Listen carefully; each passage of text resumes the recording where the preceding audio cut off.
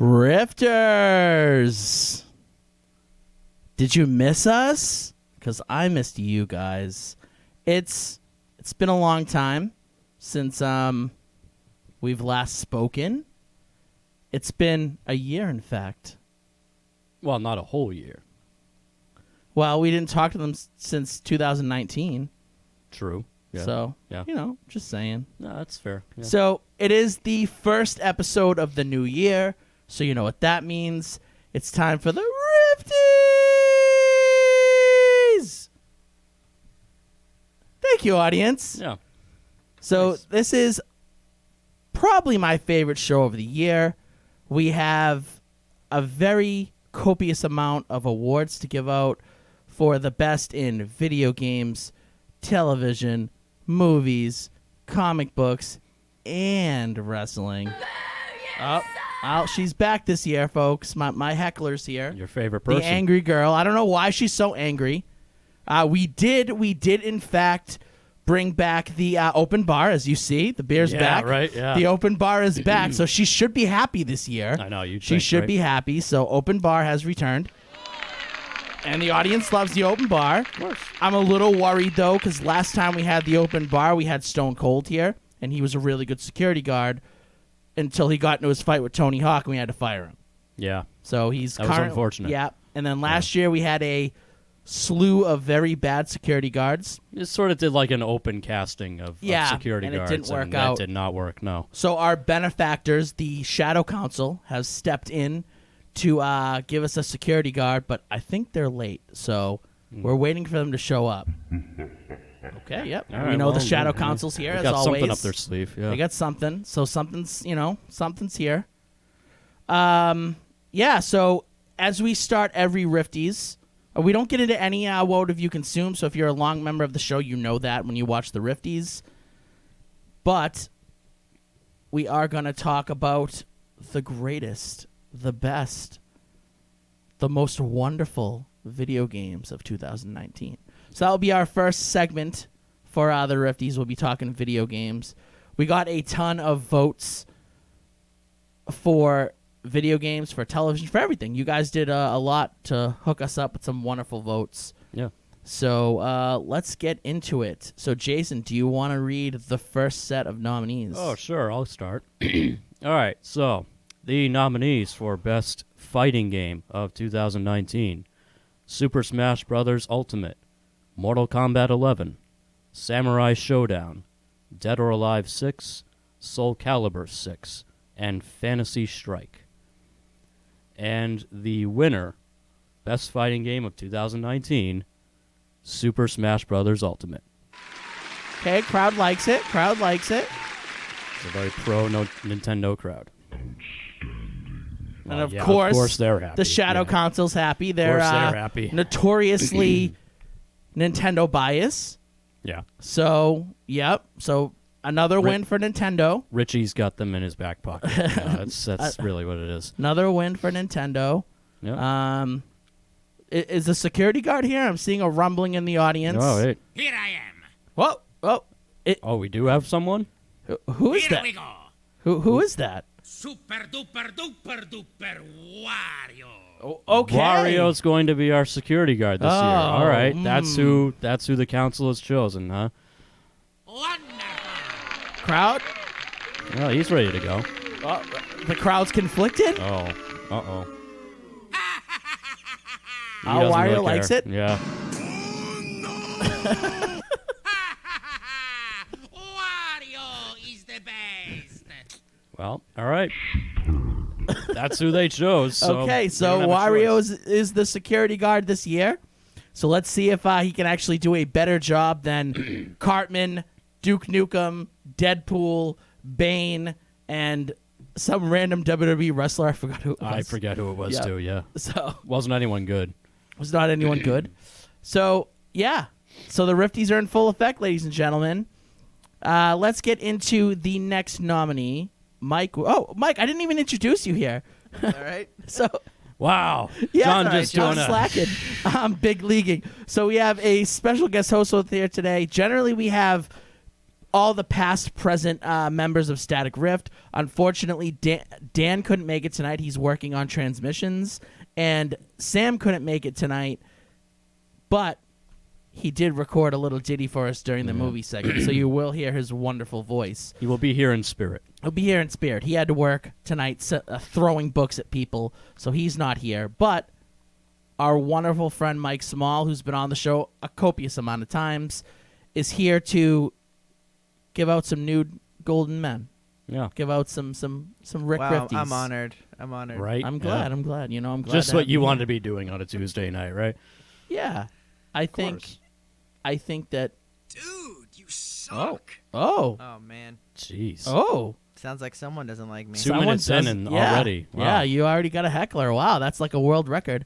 That's okay. Yeah, I mean, Mario's just gonna let him stay. All right. Mario's like, fine. Jeez. you All gotta the have hecklers haters, are right? allowed to stay in here.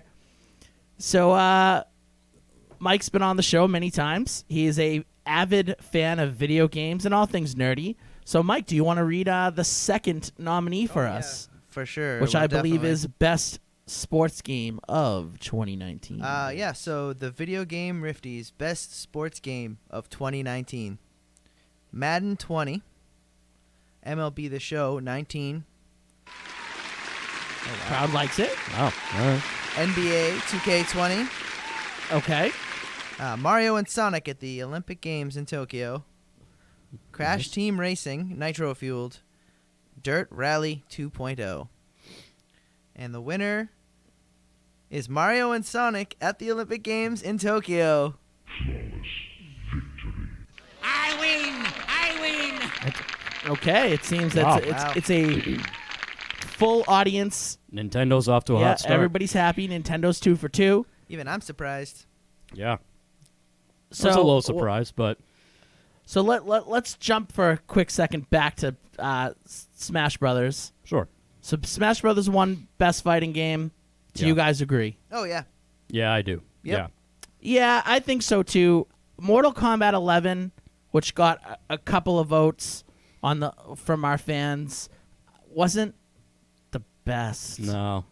I mean, you and I played through that on Yeah. the Twitch channel. It was It was okay. It's good. The story It's was good. good, solid. but Did not blow me away. No. But when they throw in the Joker and the Terminator and stuff like that, see, we didn't No. have them. So, Oh, okay. but Smash, we played. We really enjoyed it. We had a good time. They keep adding new characters, except the fans aren't happy with the newest one. Yeah. Oh boy. They're not happy at all. They are very. Oh, no. Yep. No, yeah. they're letting you no, know. we know. Yeah. Yep. Not having it. So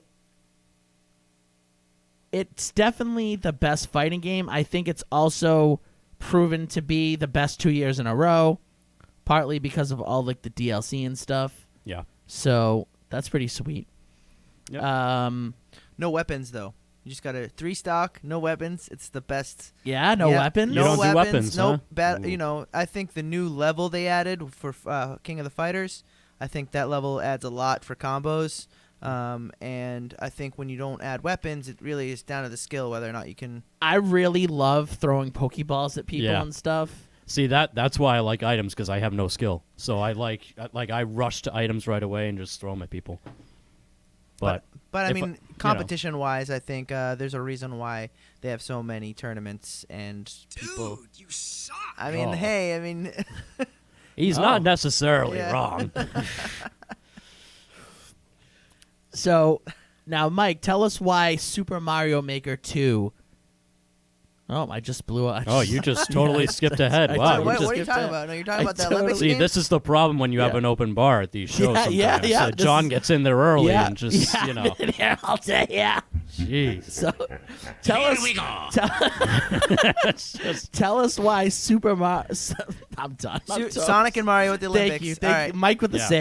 save. It's a solid series, but it's when you're going up against a franchise or franchise series like Madden or NBA, and you're yourself a franchise, you got to find ways to stay interesting. And I think Mario and Sonic is definitely interesting. I wouldn't say it's the best sports game, even though I'm a little biased. Oh man. So it's not the best. Why this year? But I Is it still not the best voted. from other years? Just compared to the other guys in the other games in the lineup there, it's at least a little bit more cooperative. You can play it with family and friends, and I think people so just you get truly angry. believe it's the best? Against those other ones, Yeah. yeah, for Field. sure. So I would second that because the three that I played the most of this past year were Madden, MLB The Show, and NBA 2K. And those are all very good games, but they stayed exactly the same. They didn't, which is fine. Like, if you're NBA and you're MLB The Show, those are good games. They've always been good games, so staying the same isn't necessarily a bad thing. If you're Madden, and where every time upon release you have glitches and problems and you need to release like 18 different patches to make it work, it's not good to stay the same. You probably should have tried to improve. So for that reason, I think Mike's right. It was the best game against the field. Yeah, I mean, it still has its flaws for sure. They never have full cutscenes. It's just text at the bottom and the two characters, which I hate that. And they do that in so many games. That's another conversation for another day. But I still think I love the characters and the voice acting and stuff. So when they do some actual voice content on there, but All right. So that's Nintendo 2 for 2. Yeah. damn. Nintendo 2 for 2. Yeah. Oh. Now the Nintendo crowd's happy. Yeah. Yep, they're very, very happy. So we're going to get on to Best Platformer of 2019. The nominees are Yooka-Laylee and the Impossible Lair, Blasphemous, Indivisible, Yoshi's Crafted World, Bloodstained Ritual of the Night, the sequel to Bloodstained, whatever it was. Ritual of the Day. I don't know. I don't know. Yeah. We had it. It was a nominee last year. Was it? It did No. not win. Yeah. Some Nintendo game won. Shocker. And Super Mario Maker 2. Oh God. I wonder which one won. And the winner is Super Mario Maker 2, giving Nintendo a 3 for 3 sweep here. Yahoo! This is starting to feel like the Shadow Council has their hands in this a little more than we think. Yeah, okay. Yeah. So, Mike, now could you tell us why Super Mario Maker 2 won? You're a big fan of this game. Oh, yeah. Let us know why you think it deserved to be Best Platformer of 2019. I mean, it's a huge nostalgia trip down memory lane, playing Mario 1, Mario 3, Mario, all of them. It's great. And the visuals of it, like widescreen and support for multiplayer, is awesome. And the possibilities are endless. So that's what makes it an amazing game. Now, you can make any level you want. Yeah, And then your friends can play it. Yeah, and the one thing I was afraid of was they weren't going to add any support to it, any DLC, and they just added Zelda, the ability to play like Link and Dude, yeah. you suck. Oh man, Jeez. I mean Zelda references, people are No, very angry. I'm sure. I don't know. I think they like Get Zelda. out of here. Whoa. Whoa. Good. Yeah, Mario, get rid of that guy. Sick of that. Wow, Jeez. good thing we hired a bouncer for this. Huh? Yeah, get him out of here. If he actually gets him out of here. Well, yeah, He right. looks like he's just having fun, just rolling around with his So goggles on. Yeah. I actually bought the NES controllers that they offered with the Switch, and it's perfect to just play Mario 1 your own level as hard as you want it to be. But I'm glad they updated it again. The online's a little iffy. That's another thing. I'm positive and negative about these games, but that's the one thing that I hope they can figure out to be able to play again with your friends and Right. stuff without it lagging super bad. So can you go back and play any old level of Mario? No, see, that should have been a thing. They should release some sort of levels and stuff that remind, but then again, you don't want to just release the same game they just put on the streaming service. You can play the original there if you want to play it. I just like the widescreen support and the ability to play as Link. All that stuff is great. Creativity is the best part. You're making your own game there. That's why it's the top Yeah, platformer. and it seems like a lot of people liked it. It was the only platformer that got votes. Oh, wow. It was a clean sweep, It was huh? a clean sweep for Shutout. Super Mario Maker 2. Yep, Yeah. clean sweep. So the crowd likes it. Yep. The crowd definitely likes it. So Wario likes it. Mario's we really know happy. Mike likes it. Oh yeah. So All right. now let's get on to the best shooter of 2019. Can Fortnite make it 2 years in a row? We'll find out. Jason, do you want to read that? Sure. Here are your nominees for Best Shooter of 2019. Apex Legends, Rage 2, Gears of War 5, Borderlands 3, Call of Duty Modern Warfare, and Fortnite. Oh, okay. Oh, All right. that was good. That was awesome. Even before the winner got announced. Damn. The winner of Best Shooter of 2019 is Fortnite.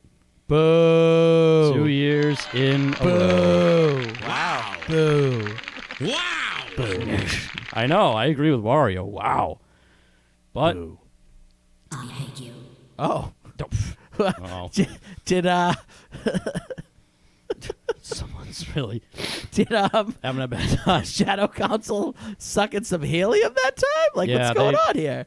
Oh, maybe it's like a baby Shadow Council. Maybe they got one of their There's kids. some is other there. members here tonight. One of their 9-year-olds is Well, there. Who's they either hate us or hate Fortnite. I can't tell. So thank you, baby Shadow Council. yeah, I agree with you. I think the game sucks.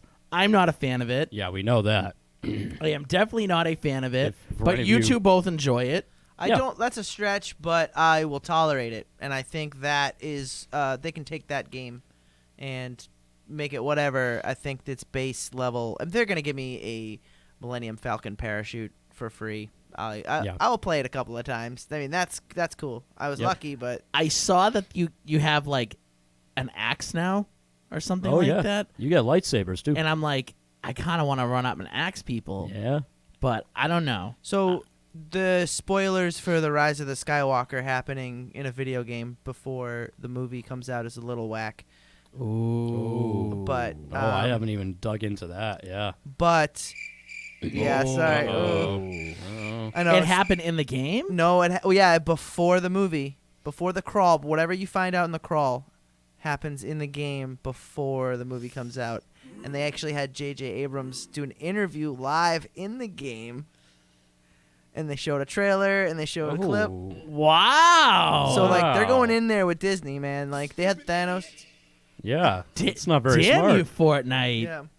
Dumb. Now I will say, so that's bad. That's not good. That's really not good. But I will say this: one of Fortnite's biggest strengths, it's free.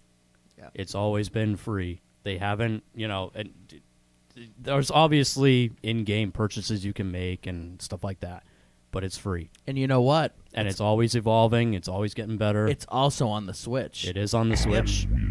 Yep. So the- oh, yeah. So I the think- Shadow Council is happy about that. Yeah. One reason why I just want to say I think it should deserve the win is because it's one of the only games that has its own native chat system. So if you do not play online, with someone on the same system, you can play with them on different systems, and they can hear you with your microphone if you're plugged in on PS4 Did or not whatever. know that. And yep, Rocket League as well, because Rocket League was bought by Epic Games. Wow. So, they're like really the only inter-system game right now besides Rocket League, you said. Yeah, Fortnite's in-game chat system is better than the entire Nintendo Switch chat system, which you have to use an app on your phone, and it's awful. You should just call someone if you're going to use your phone.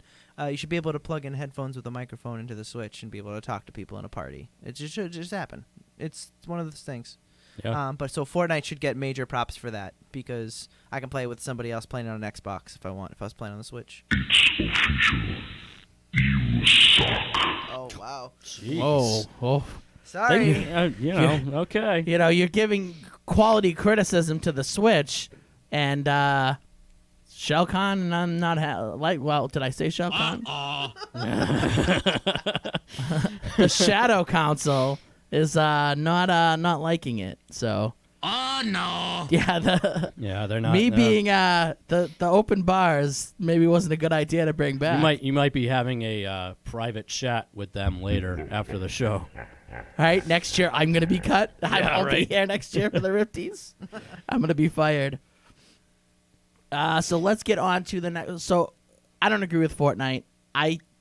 But I didn't play any of the other games. Yeah. It was a very, very close battle with Borderlands 3. Borderlands 3 got a lot of love, but in the end, Fortnite pulled it away. You're seeing a lot of sequels and a lot of derivative games. I mean, Fortnite itself is pretty derivative, but I would say that a lot of the sequels and all this stuff don't have as much creativity as what Fortnite kind of does with their scenes that they do and blowing up their map. And they had a huge year with that, so they probably still deserve that. They're on the mountain. They should stay on top for a little bit. Yeah, I would agree. All right. I will read Best Action Adventure. Best Action or Adventure. Could be either or it could be both. Yep. Game of 2019. And your nominees are Star Wars Jedi Fallen Order, Link's Awakening, Luigi's Mansion 3, Devil May Cry 5, Astral Chain, and Resident Evil 2. So a lot of Nintendo games on there. A lot of Quite a few, Nintendo games quite a on few. there. Mm-hmm. And your winner is Resident Evil 2 Remake. Yeah. Nintendo finally loses one. Oh. Oh, no. Oh, he wasn't happy about it's that. Not happy. Not happy about that. He's pretty mad. No. I didn't play it. I know that you are a big fan of it. Absolutely. Mike, did you get a chance to play it? I did not. I played the original when I was 6 years old, 7 years old, whenever that I came played out. the original as well. 98, right? I Yeah. believe so. So 8 or yeah. 9 years old. Not a big, like horror. I know that's weird because like you guys are Hugh and Sam, all that. You know, you guys have always. But like with those games, I get scared easily. I'm kind of a wuss, I will admit. I don't like Yeah, going down a it's corridor. It's not for everyone, yeah.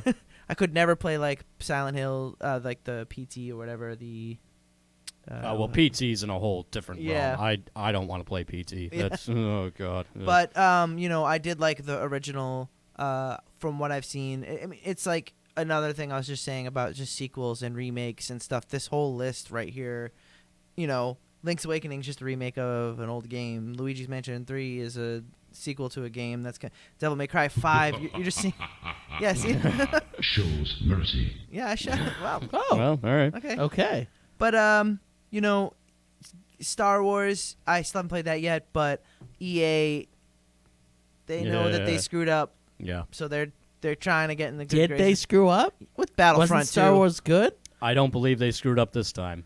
Jedi No. Fallen Order is good, Yeah. but it doesn't give you, at least in my opinion, having played through most of Fallen Order and all of Resident Evil, doesn't give you the same value.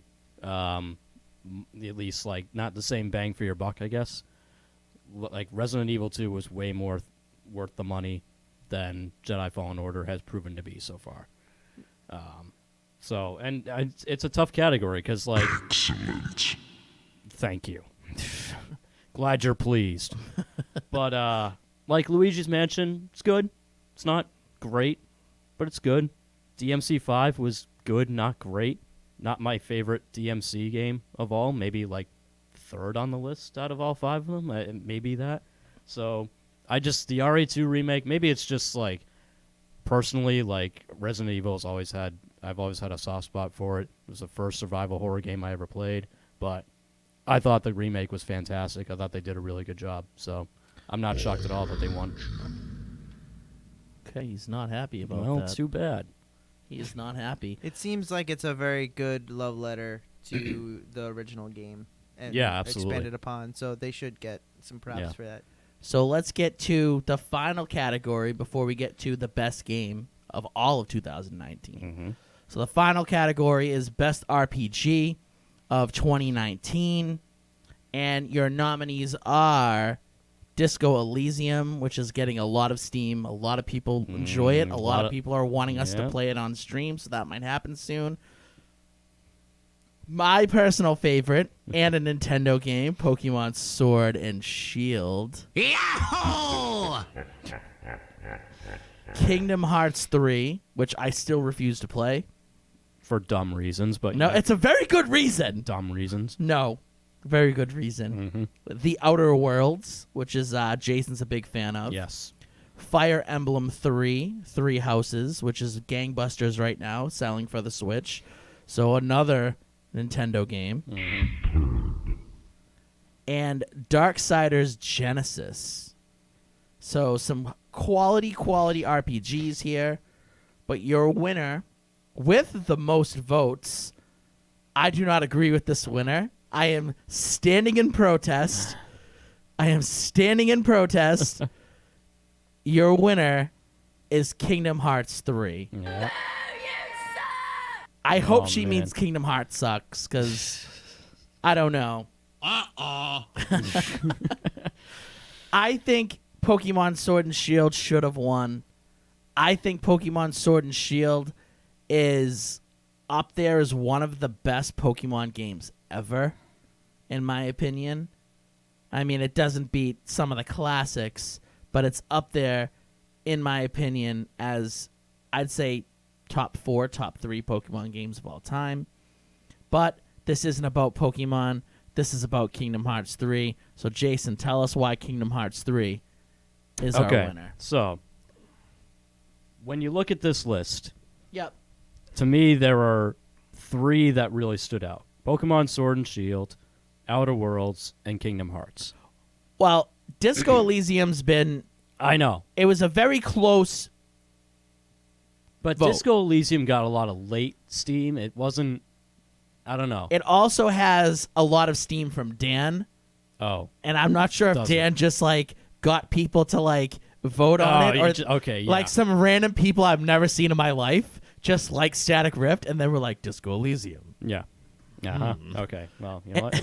These nuts. Yeah. Okay, that's what I have to say for the Disco Elysium crowd, because I haven't played it. I don't know how good mean, it is. We've but gotten a few people on when we were streaming being like, I want to see you play Disco Elysium next. maybe we will. Yeah. So maybe we will. But what is it, a PC? It's only a PC game? I think so. Yeah. Oh, see, that's a I don't know no-go. if it's switched to. I have no idea. But I don't know. look, Kingdom Hearts 3 we've been waiting for a long time. A long time. It was supposed to come out years ago. Kept getting pushed back. There was a lot of, we don't know if this game's ever going to come out. It finally did. It lived up to the hype. It was so well made. It was so well put together. It was such a nice addition to the entire Kingdom Hearts series. It was fun to play. I thought the worlds they chose in terms of like the movies that went along with them were pretty decent, except for the Frozen world that can just F right and there off. wasn't a Marvel world, correct? There was not. No, I swear I saw promotional stuff with him and like Tony Stark. it was not a Marvel world. They're No, definitely, no, yeah. I don't know. Listen, I never got to finish Kingdom Hearts 2. I've said this on the show many times, so I'm not going to fully get into the God, here we story. go. But Sony's faulty PlayStation 2 shit the bed on me. Yes, I swore. I did. While I was in the middle of the final boss battle. So I played all the way through Kingdom Hearts 2. All the way through it. Screw you, Wario. And I get to the final boss. I'm like, I can't wait to see this ending. And let me tell you this. I loved the first 2 Kingdom Hearts games. They're probably some of the best RPGs I've ever played in my entire life. But it craps the bed on me. I can't play it. And to this day, I've never seen the end of Kingdom Hearts 2. I've never also bought a Sony product again after that. Oh wow! What do you Yeah. have for now? I have an Xbox and a Switch. Wow. So I've never, after that day, have I ever bought a Sony product again. Anything. And I won't even use like Sony headphones, Sony bat, anything. If it says Sony on it, I won't use it. Get out of here. Listen, Wario, you're Nintendo. I agree with Wario. You're Nintendo, Wario. What are you doing? You Xbox people. It has nothing to do with Xbox people. Because originally, I was a PlayStation guy. I Yeah. was originally, and its faulty equipment didn't work. Yeah. So And then you betrayed your heart. Maybe it was divine intervention. They just it was time for me to get an Xbox. Well, originally I had them. All right, I started out with a PlayStation to digress a little bit. Started out with a PlayStation. Obviously, Nintendo, like going further back, but like out of like the next gen systems, I was a PlayStation guy. Then I started playing Morrowind on Xbox at a friend's house. So I was like, I gotta get an Xbox. So I had both. Then I had the next Xbox. I had PlayStation 2. PlayStation 2 was the end for my Sony time because it crapped the bed, couldn't play. And I was so mad I couldn't finish Kingdom Hearts 2. And I still, to this day, will not watch like a recap video of the ending. Oh wow. I need to go, and I don't even want to go back and like play a PlayStation 2 to beat it. I've never even played a PlayStation since then. Damn. That's So- just. I don't know. So I don't get that. I disagree. Well, honestly, maybe if I played it, I would agree. It is on Xbox, but I still refuse to play it because I never saw the ending for 2, so I don't know what's happening. Should. It's good. So maybe My- eventually I will play it. But then you Maybe. need to know what 2.5 and 2.78 whatever. Do I need to? Do they? Okay, matter? I'll be real. I didn't play any of those. Yeah. I watched the YouTube cutscenes I think that's fine. because those games Yep. suck. Yep. I think what are those like the DS games? One of or them's like a something? card game, so F that. But yeah, one of them's a DS game. They blow. Just play the main ones. Watch the YouTube cutscenes for the others. Oh, get out of here. Okay, all right, okay. I don't know if we suck or the game He's just sucks. mad because Nintendo didn't win. John, once you find peace in your life someday, sit down One and one play day I'm gonna Kingdom- find Yeah, peace. Yes. Kingdom Hearts 2. Finish it. Fire that up. Finish it. Feel accomplished. I don't. Yeah. Do I don't even know anybody that had like. I'm sure they have a remastered version or something on somewhere. Yeah, like you said. get the full pack. It has like all of them, Yeah, but only for PlayStation. But I don't know if I could play through. but you have to stream it so that your frustration. Yeah, there we is- go. So what is we'd live have to and- do is, Jason would have to replay 2, get to the point of the final boss, And then you beat I'll the stream boss? it, That sounds and good. then I'll play PlayStation to stream Dude, it. that would be the highest rated. If you do that, if you Okay. I will do it, and I will finally put to bed the rest because eventually we want to do me playing Spider-Man. Oh, you haven't played that yet. No, Oh wow, I that had- is game Yeah, of the he's year gotta do it. 2018 that for sure. I think it was. I I think it was think one it of them. did actually win that. Did yeah. it win fully Yeah. at the end? Speaking of, Yeah. Why don't you It read? is that time. Yeah. Why don't you take it to the final game of the year, Jason? Sure. What is the best game of 2019? so once again, just to recap, your nominees are Super Smash Bros. Ultimate, Kingdom Hearts 3, Resident Evil 2 Remake, Fortnite, Super Mario Maker 2, and Mario and Sonic at the Olympic Games. And your game of the year for 2019 is Super Smash Bros. Ultimates. I win! I win! Well, I mean, is he in the game? He's Yes. not, but he's just. Well, yeah, he is. Wario's in the game? Yeah, he is. Wario? Oh yeah. Waluigi's not in the game. Walu- I haven't, Luigi's I haven't in- gotten to that then yet.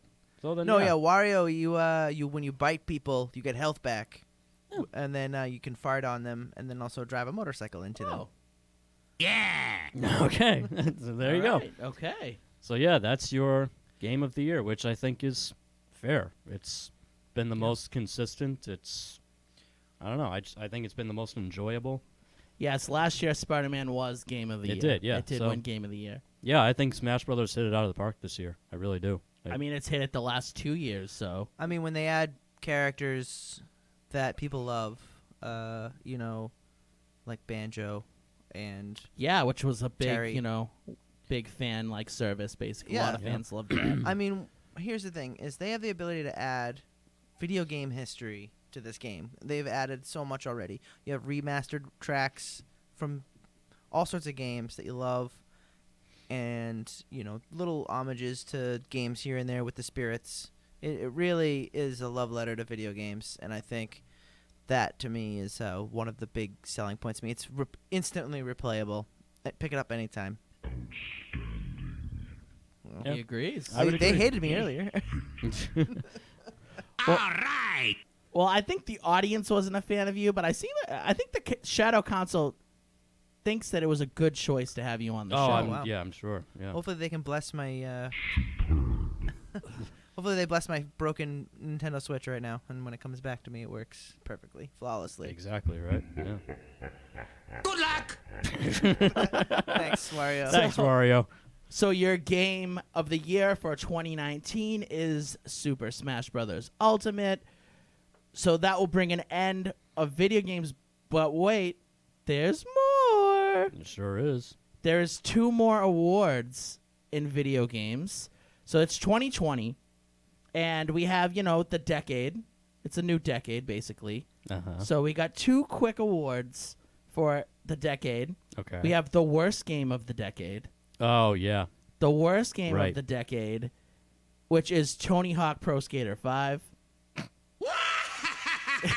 Yeah, it's laughably bad. It yeah. is a bad game. Yeah. And for best skin of the decade, goes to Shaq. Shaq has Always the best goes skin. to Shaq. Yeah, always goes to Shaq. He just got the best skin. They remastered Shaq Okay. Fu, right? Or they came out with a new Shaq Fu. There is going to be a new Shaq Fu, yeah. So that's he's Even even better. proving more that he's got the best. Excellent. He's got the best skin. So we're gonna take a short break, and we're gonna get your best of TV nominees ready for you, and we'll be back with television Rifties. So please stay tuned. Ah, all right.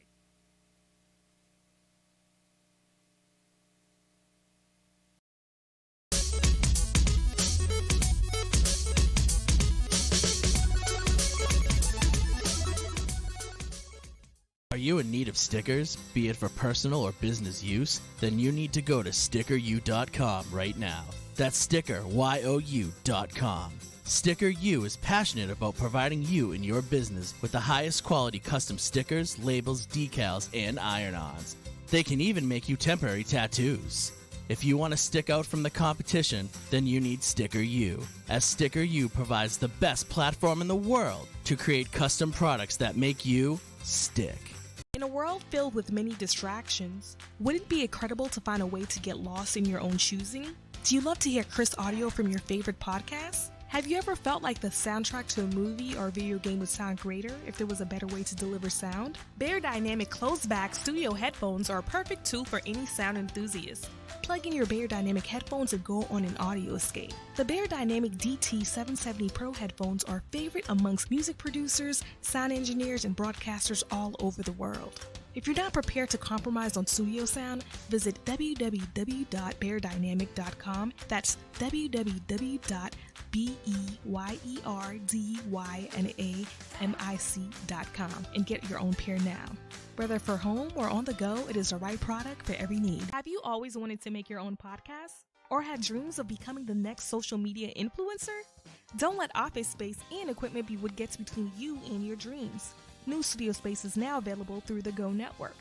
The Go Network is a multimedia broadcast company that currently hosts live radio shows and podcasts. With microphones to fit all guests, the ability to video record interviews, a stage for band performances, and an editing suite to put your audio and video content to the next level. The Go Network will provide assistance with producing, editing, sponsorship outreach, marketing, and more. You can create the podcast or web series you want with the lower price tag. Visit our studio location in Norwood or our audio suite in Canton. For more information, call us at 857-445-0424 or email us at info@gonet.com. That's info@geauxnet.com. Hey Dan, you're a gamer. What is the comfort level of where you are playing? Comfort does not exist in the gaming world. After several hours, you push through the pain. You need Edge. Edge? Extended duration gaming equipment. Do you like your headset? Let me guess. I have to drop hundreds of dollars for the newest, most comfortable headset. No, sir. Keep your headset and let Edge make it better. Add a soft top made from 100% plush sheepskin wool to eliminate top of the head pressure. So I can keep my lucky headset? Keep them and your backups, but let Edge give them an upgrade. What about the seating arrangements? At a tournament, you get a metal folding chair, which is great if I want to knock out a professional wrestler. Terrible if I have to sit in it for hours at a time. Just like Edge upgraded your headset, now they're going to upgrade your chair with soft seat. No more fidgeting around trying to get comfortable. No more pain in your back, shoulders, and butt. Turn any chair into a comfortable gaming station. Go to edgeprogaming.com, type in the code GONETWORK, and receive discounts on your entire purchase. Take your gaming to the edge. Has your computer seen better days? Is it always freezing and lagging? Are you constantly plagued with pop-ups and viruses? Are you not able to get any work done? You don't need a new computer, you need Phoenix Technology Support. With just one call to Phoenix Technology Support, you will never have to stress over the hassles of taking your computer to a repair shop again. Just leave your computer right where it is and let us come directly to you. Phoenix Technology Support has over 10 years of experience in the industry of customer support and IT solutions, and it's the best place for help with all of your home or business electronics. From gaming systems to tablet setups, smartphones to smart TVs, even business servers and emails. We will help set up or troubleshoot almost any technology in your home or office. So next time you think your technology is at the end of its life, have it rise from the ashes like a phoenix by calling Phoenix Technology Support at 617-658-3240. That's 617-658-3240, or go to www.phoenixtechboston.com. Aren't you tired of your plain white walls? Do you ever wonder why you feel uninspired at the office or feel like your home lacks character? It's always the same boring walls over and over again. Well, it's time for a change. Visit walldecore3d.com and order wall panels that will turn your walls into beautiful and extravagant looking accent walls. The 3D wall panels give an extra dimension and complement just about any room. Their current selection includes plant fiber wall paneling, MDF wood wall panels, mosaic real wood paneling, and thin slate stone veneer. Remember, that's walldecore3d.com. Order now and add some depth to your life. If you're just hearing about Monk Therapeutic Air for the first time, it's a recyclable diffuser that promotes mood change and life-enhancing effects through our custom blends of essential oils and the ancient practice of aromatherapy. Monk is the simplest aromatherapy device in history. You don't have to know anything about essential oils. We do all that for you. Simply pick the way you want to feel, open your Monk, and breathe in as your Monk diffuses an eclectic blend of essential oils and wild plant extracts. Monk is available in 7 different blends, all of which are organic, natural, and free of nicotine, tobacco, or artificial chemicals. Visit monq.com to learn more. Do you love delicious high-protein snacks? Do you love low sodium? Then you are going to love Scrizzly Adams Beef Jerky. My signature brand of beef jerky has the lowest sodium in the entire marketplace and completely destroys all its competitors in the taste department. Order now at ScrizzlyAdamsBeefJerky.com. That's SKRIZZLYADAMS beefjerky.com. This is American recording artist Scrizzly Adams, and I guarantee you're gonna love my meat. When I'm feeling sluggish, I'm not looking for the jittery feeling of coffee. I'm reaching for Neurosonic, the only energy drink I trust to keep me going. Neurosonic is just one of the great drinks in the neurofunctioning beverages line. When I'm stressing an interview, Neuro Bliss keeps me cool, calm, and collected. And when it's time to call it a night, I don't want sleeping pills and all the crazy after effects you hear about. I want Neuro Sleep to help me drift off to dreamland. Neuro drinks are surprisingly low calorie and full of the healthiest and most efficacious vitamins and minerals. Artificial flavors and colors don't work for them, and neither should they for you, so they don't allow them in their drinks. To find a store near you that carries Neuro, go to drinkneuro.com or visit amazon.com to order a 12-pack. Neuro, drink with a purpose. Bedford report a break-in and theft at the town zoo last night. After a night of partying, 2 assailants made away with a box you'll have of to food, live with the corn decisions dogs, you and make. Get this, a 900-pound adult horse. But you don't have to live with a hangover. Last round, natural hangover support. Wake up feeling so good, it's like last night never happened. I'm going to the hardware store. Oh, will you pick up 800 lumen bulbs? 800 more flowers? The neighbors will think we're wacky. Not flower bulbs, light bulbs. Come on, Dad. Lumens tell you how bright the bulb is. We can replace our 60-watt bulbs with energy-saving bulbs that give off about 800 lumens. So, we'll save money. Right. Got it. 800 lumens and more savings.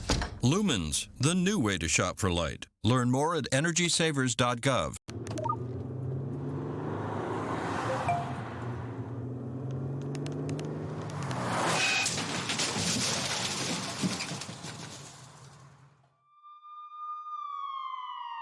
These are the sounds of someone taking their eyes off the road.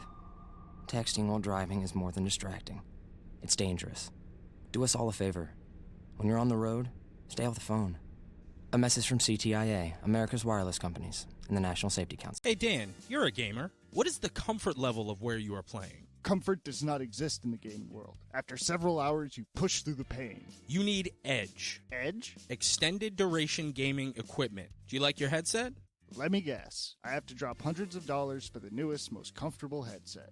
No, sir. Keep your headset and let Edge make it better. Add a soft top made from 100% plush sheepskin wool to eliminate top of the head pressure. So I can keep my lucky headset? Keep them and your backups, but let Edge give them an upgrade. What about the seating arrangements? At a tournament, you get a metal folding chair, which is great if I want to knock out a professional wrestler. Terrible if I have to sit in it for hours at a time. Just like Edge upgraded your headset, now they're going to upgrade your chair with soft seat. No more fidgeting around trying to get comfortable. No more pain in your back, shoulders, and butt. Turn any chair into a comfortable gaming station. Go to edgeprogaming.com, type in the code GONETWORK, and receive discounts on your entire purchase. Take your gaming to the edge.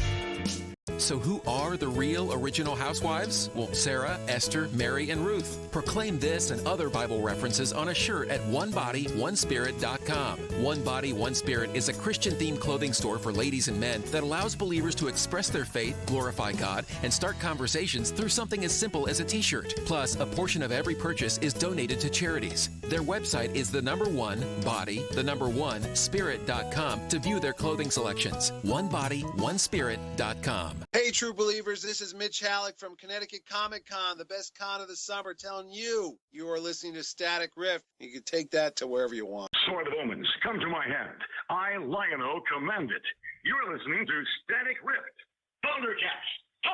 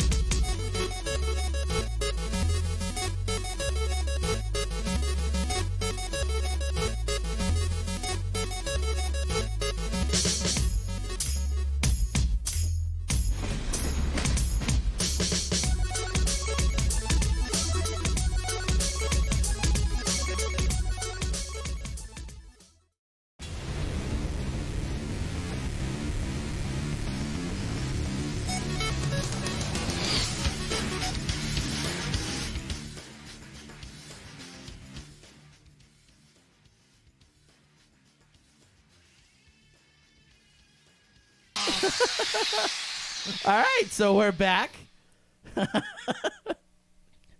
This open bar is really beating my ass.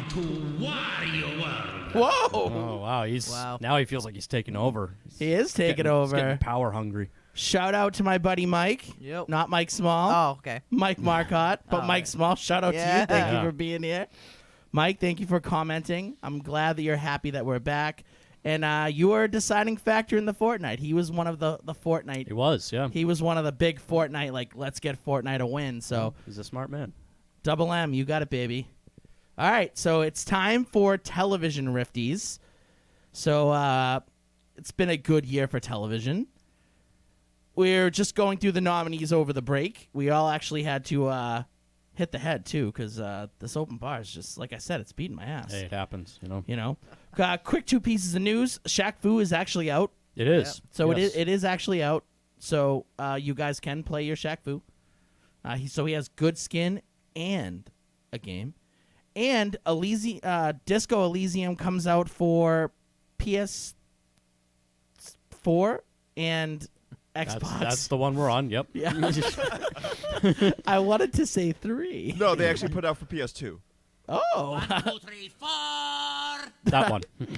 Pick a number. I can count. Can you? Wario, I can. Okay.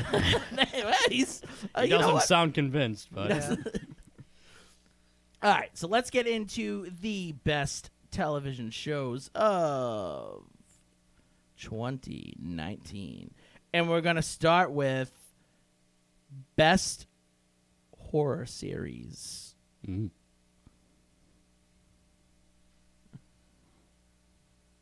Nice. You want me to do that one? Yeah. All right.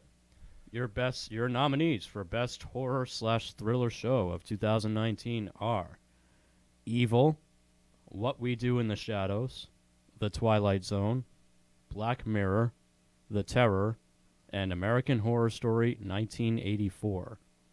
And your winner is American Horror Story 1984. Yeah. All right. Well, I'm glad Wario's happy about Yeah. that. That's good. Yeah. So Jason, you're maybe the only person here that watched it. Yeah. Unfortunately. So I'm not a big horror guy. I know you said that too, Mike. You're not a Yeah. big horror type person. Classic movies, yes, but So I didn't see any of these horror shows. I did want to see Jordan Peele's Twilight Zone. Twilight Zone, yeah. I was really interested in that. I didn't get a chance to watch it because it's on that fakakta CBS All Access. Yeah, screw that Yeah, crap. stupid. Yeah. Dumb crap. Well, and Evil looks like it could be good, except it's on CBS, the main channel, which means it's going to be for babies, so it's And not going to be scary. That's and the it's show with just- Luke Cage. Yeah, that's Luke Cage's new show. Yeah. So hopefully he gets canceled. Yeah, it probably will. Yeah. It's on CBS. It's going to get canceled. So tell us why American Sure. Horror Story won. So American Horror Story, the theme of it was 1984, and it was basically just it was kind of a throwback. It was set in the 80s. It was a bunch of young kids who go to a summer camp, and there's a murderer on the loose, and it's who's the murderer, what's going on. It gets a little more complicated after that.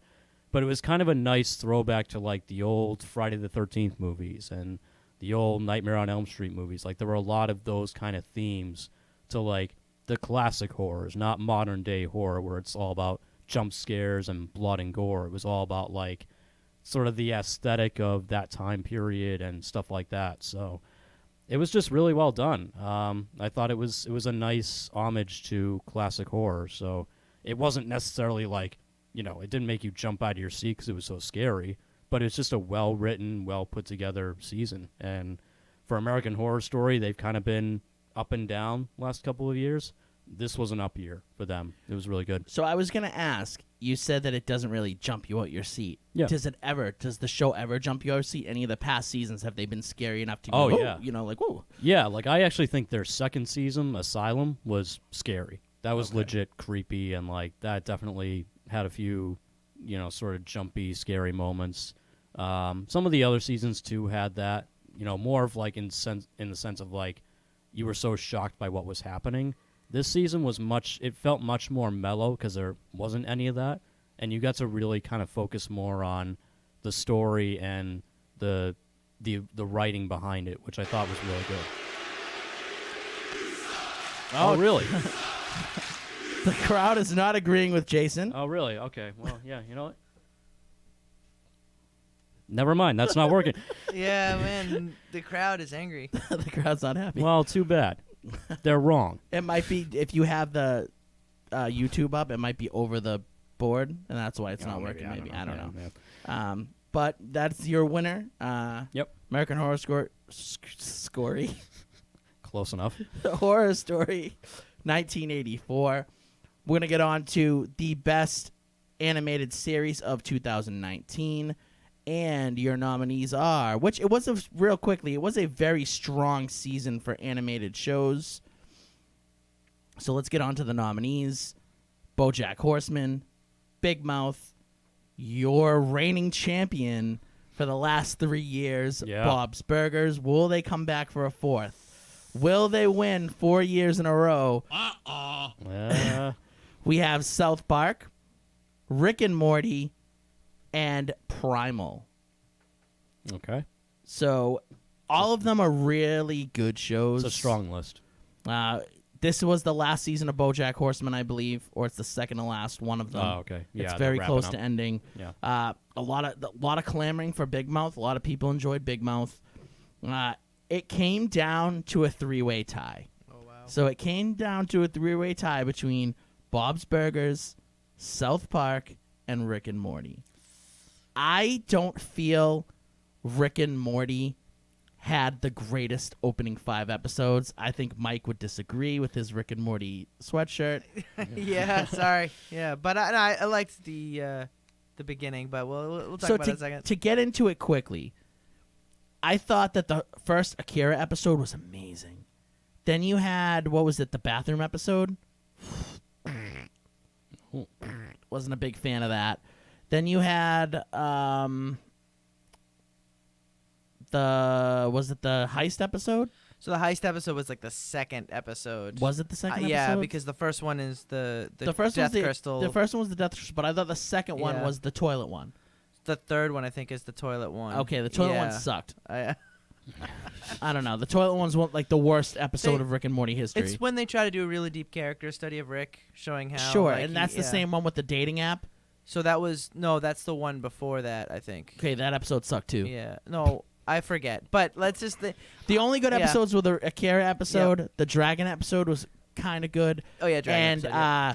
The heist episode was excellent. Yeah, was excellent. Dragon episode was definitely. I thought it was a little weak though how they brought back Mr. Poopy Butthole. Yeah. But I digress. We could talk about this for hours because Yep. I'm a huge Rick and Morty fan.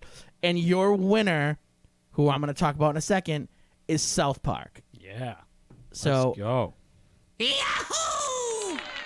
Yep. Wow, crowd loves it. So I think this season of South Park was one of the best South Park seasons in a really long It time. was super good. From front to back, I thought it was excellent. I thought all the Randy stuff was unbelievably great. Yeah. I loved him killing Winnie the Pooh. Spoiler alert, folks, he killed Yeah. Winnie the Pooh. Yeah. I loved all this. It was excellent, especially the last episode when he makes the Tegrity Coke. Yeah. And Oh my God. And Santa's trying to stop him from giving people Tegrity Coke. Yep. And then when Santa takes the bump, and he's like, Santa's had Coke before. I don't care. And he takes the hit and he goes, it's clean. Like, it was just so good. It's great. And then Jesus rolls up and he's Yeah. like, all right, guys, and he's like, Jesus, you have to try this. And he takes a bump too. And he's just like, wow, that's really crisp and clean. Like, Yep.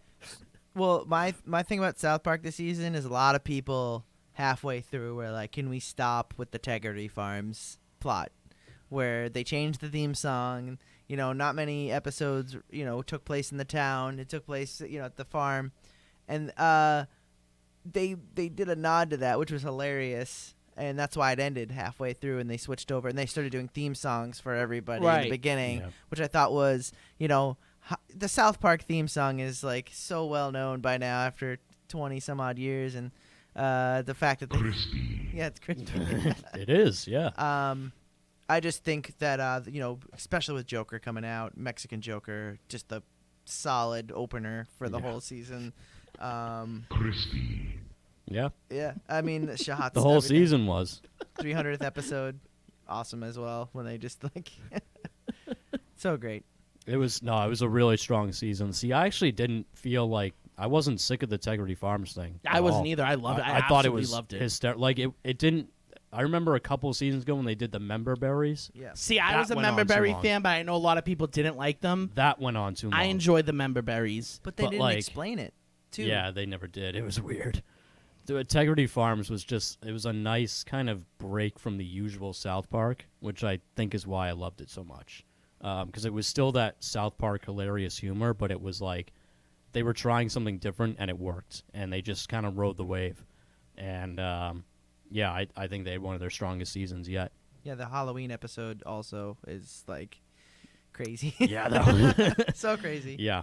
Bringing Towley back as a standard regular character, I was just like, what is going on? Like, yeah. I really enjoyed it. It was good. They had a really good season. So I know, Mike, you weren't a fan of the Tom Brady episode. Yeah, I had to turn it off. I love South Park, but I was just like, I can't even. With the microbiome thing, I was just like, I'm getting grossed out. I I thought that can't was even. So I thought the Turd Burglars episode was fantastic. All right, I'll go back. it was it's up there for one of my favorite episodes of South Park of all time. It's good. When they're Yeah. like, the spice. And they're like losing their mind and stuff. Like, it's unreal. Like, what was it? The Spice Delange or whatever they called it? Yeah, something like that. It was fantastic. It was so funny.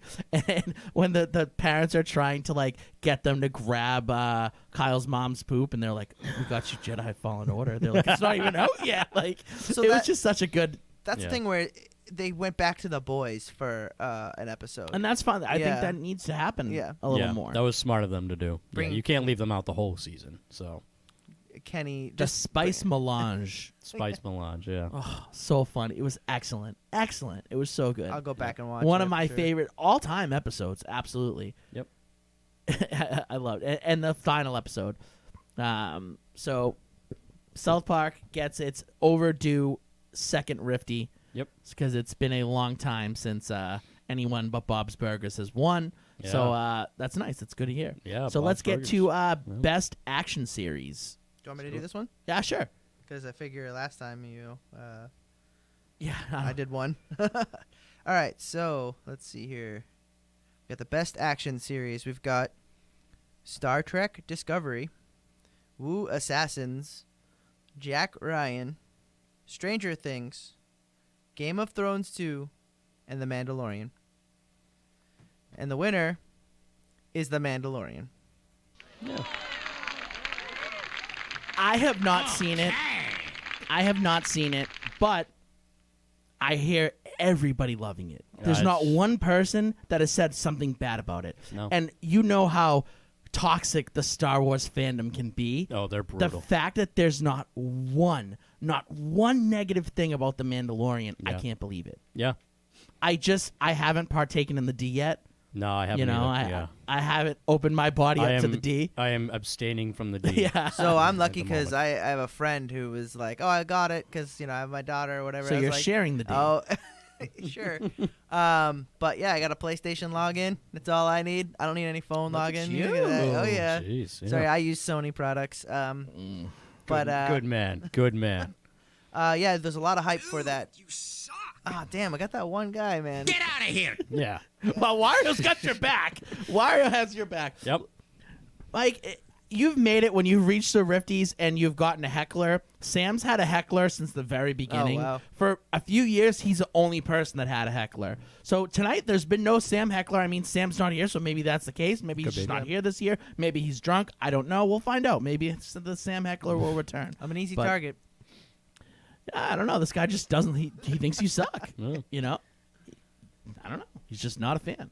So, you both seen it? Oh yeah, I've seen You it. didn't Oh, see I it. haven't. No. Oh, you haven't. No, oh I yeah, have I not. forgot. You said you didn't partake in the D. I have not partaken in the D. Dimitri, have you enjoyed the D? I haven't seen it. I don't have it. Yeah. Oh wow. But if I did have the D, I would not watch The Mandalorian. Wow. What really? I'm not a hot Star Wars. take. I'm not a Star Wars person, and this is just making me not want to watch it even more Yeah. because my expectation now was so high Take NATO. that if it doesn't meet it, I'll be disappointed. So. Take NATO over here. Wow! Thank you, Wario. Yeah. So, loved Mike, it. you've seen it. You've I seen loved every it. episode. Yeah. Give us a little taste of the Here's Mandalorian the thing. without spoiling anything. Without spoiling anything, just from my experience talking to people, before The Rise of Skywalker came out, there was no hype for that movie, and there was 100% hype for The Mandalorian. Yeah. The way it looks, the way they talk in it, with the last 3 movies, you can make some jokes about it. You really can't joke around with this when you watch it. It's taken seriously, which is so strange. You want to see that in the main movies. I think that they picked some great actors. They had a lot of comedians in there, which you wouldn't expect.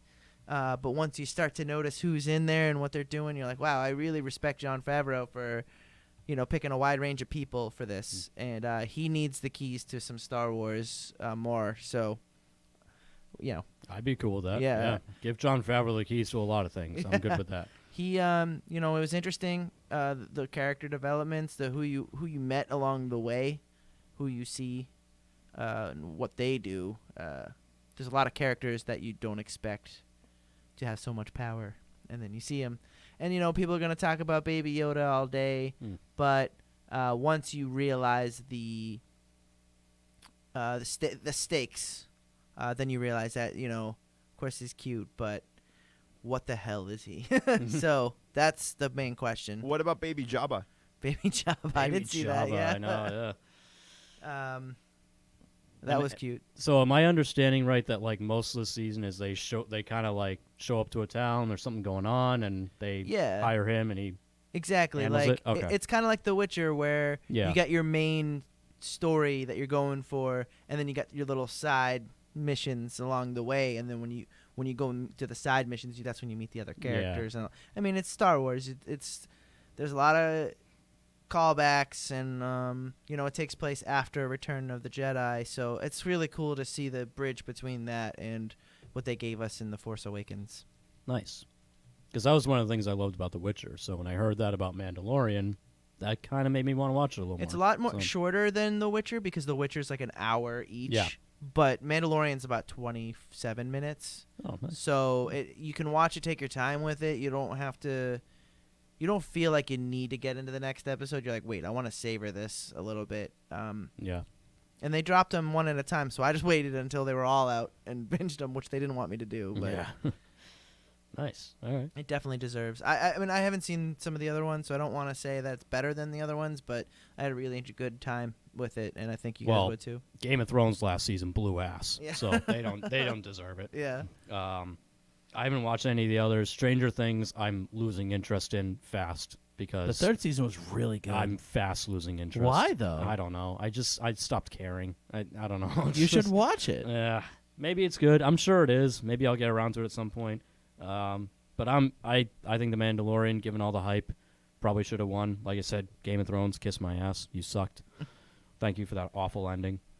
A lot of people try to get me into Stranger Things. I haven't watched it yet because it's set in the 80s and there's a lot of references and stuff like that. So every single thing has layers and references to everything, and it's almost too much sometimes. The fan service is kind of... There's a lot of fan service going on in that show. A lot of mentions of, Ghostbusters, and Stranger Things and all that stuff. It's like, okay, I don't know. I'm a sucker for that. I loved it. I don't know. I was a big fan. I really, really loved it. I didn't see The Mandalorian. Game of Thrones I liked. I didn't see half the shows on here, but I would have voted for Stranger Things. No. I would have voted for Stranger Things. I No would have way. got my vote. No. Star Wars could be argued having franchise fatigue, but The Mandalorian I mean, I haven't cures seen that. it, so I can't really. Yeah. I mean, we went with it because it was the right thing to do. We didn't, there was no council. No. Unless that's what they wanted. That could be, yeah. I don't know. Is that what they... Yeah, probably, yeah. Yeah, probably. Interesting. All right, so Jason, let's get on to Best Drama Series. All right. Your nominees for Best Drama Series are Succession, Chernobyl, Peaky Blinders, True Detective, Mindhunter, and Euphoria. And your winner for Best Drama Series of 2019 is Chernobyl. Which, Okay. Yeah, it was good. Chernobyl was really good. I didn't see any of these shows. This is where I'm going to really pick a bone with you voters. Because Succession is amazing. Peaky Blinders is amazing. And True Detective was really good. So, and apparently those got no votes. All three of those shows got 0 votes from our viewers. 0 votes. What are you people watching then? Like, seriously, like what else is there to watch? But Chernobyl won, and it was really good. It was really well done. Obviously you find out later were there historical inaccuracies. Yeah, there are a few. A few. But for the most part, they apparently nailed it. And, good actors, good writing all around. I think that was a story that needed to be told. Because a lot of people, like myself, there were a lot of details about Chernobyl that I either didn't know or forgot. So it was well worth the watch. So, yeah, I'd say that was a deserving win. It was a good show. Interesting. But the fact that those other 3 didn't get any votes, I don't like. What are you people watching? I don't understand. Succession's the best show on TV. Go watch it. It's literally the best show on TV. There's nothing better than it. So, good luck with the best show of 2019, because you know what my vote is, and it's not going to make it on there.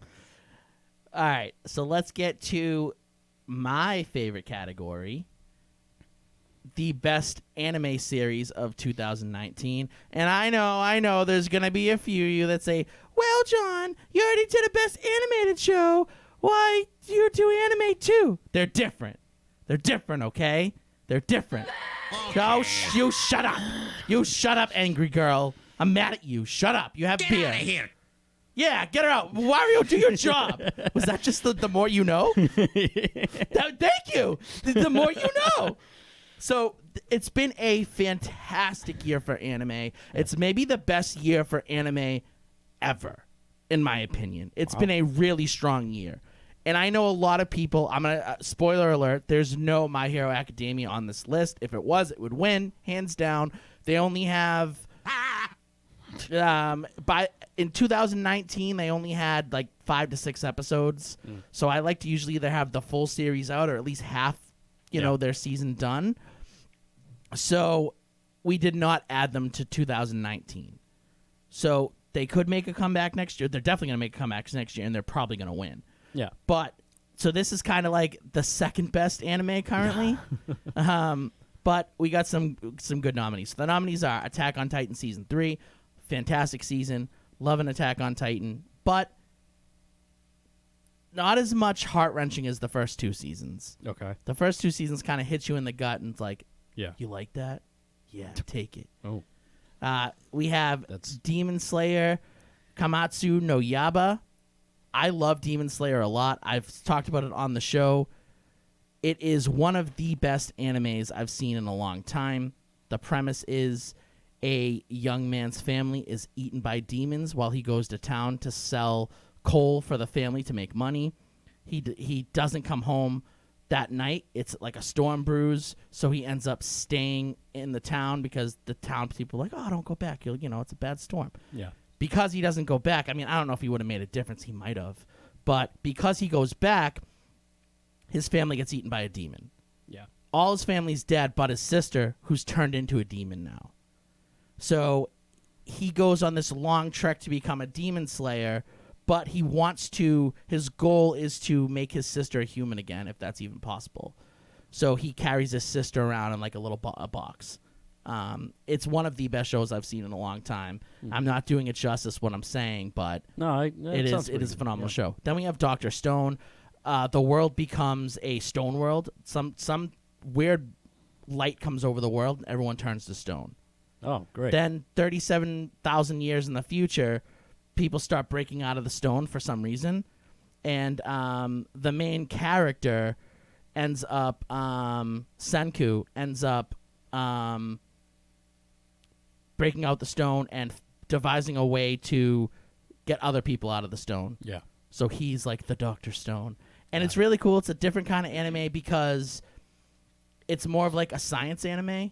Yeah. You know, he goes through making all these like scientific things. Like there's a character on the show that has like pneumonia, but the people in the stone world don't know what that is. They just think she's sick and she's dying. So he goes through all these things, making like all these scientific machines to finally make her like medicine, to make her basically like antibiotics. The show's amazing, and it's very different from your normal anime, shonen show that's mostly out. The Promised Neverland, which is, again, one of my favorite shows, probably one of the most vicious, grueling shows I've ever seen in my life. Fire Force, which is a show about in the future, human combustion goes amok, and people either become fire demons or they end up being able to control fire.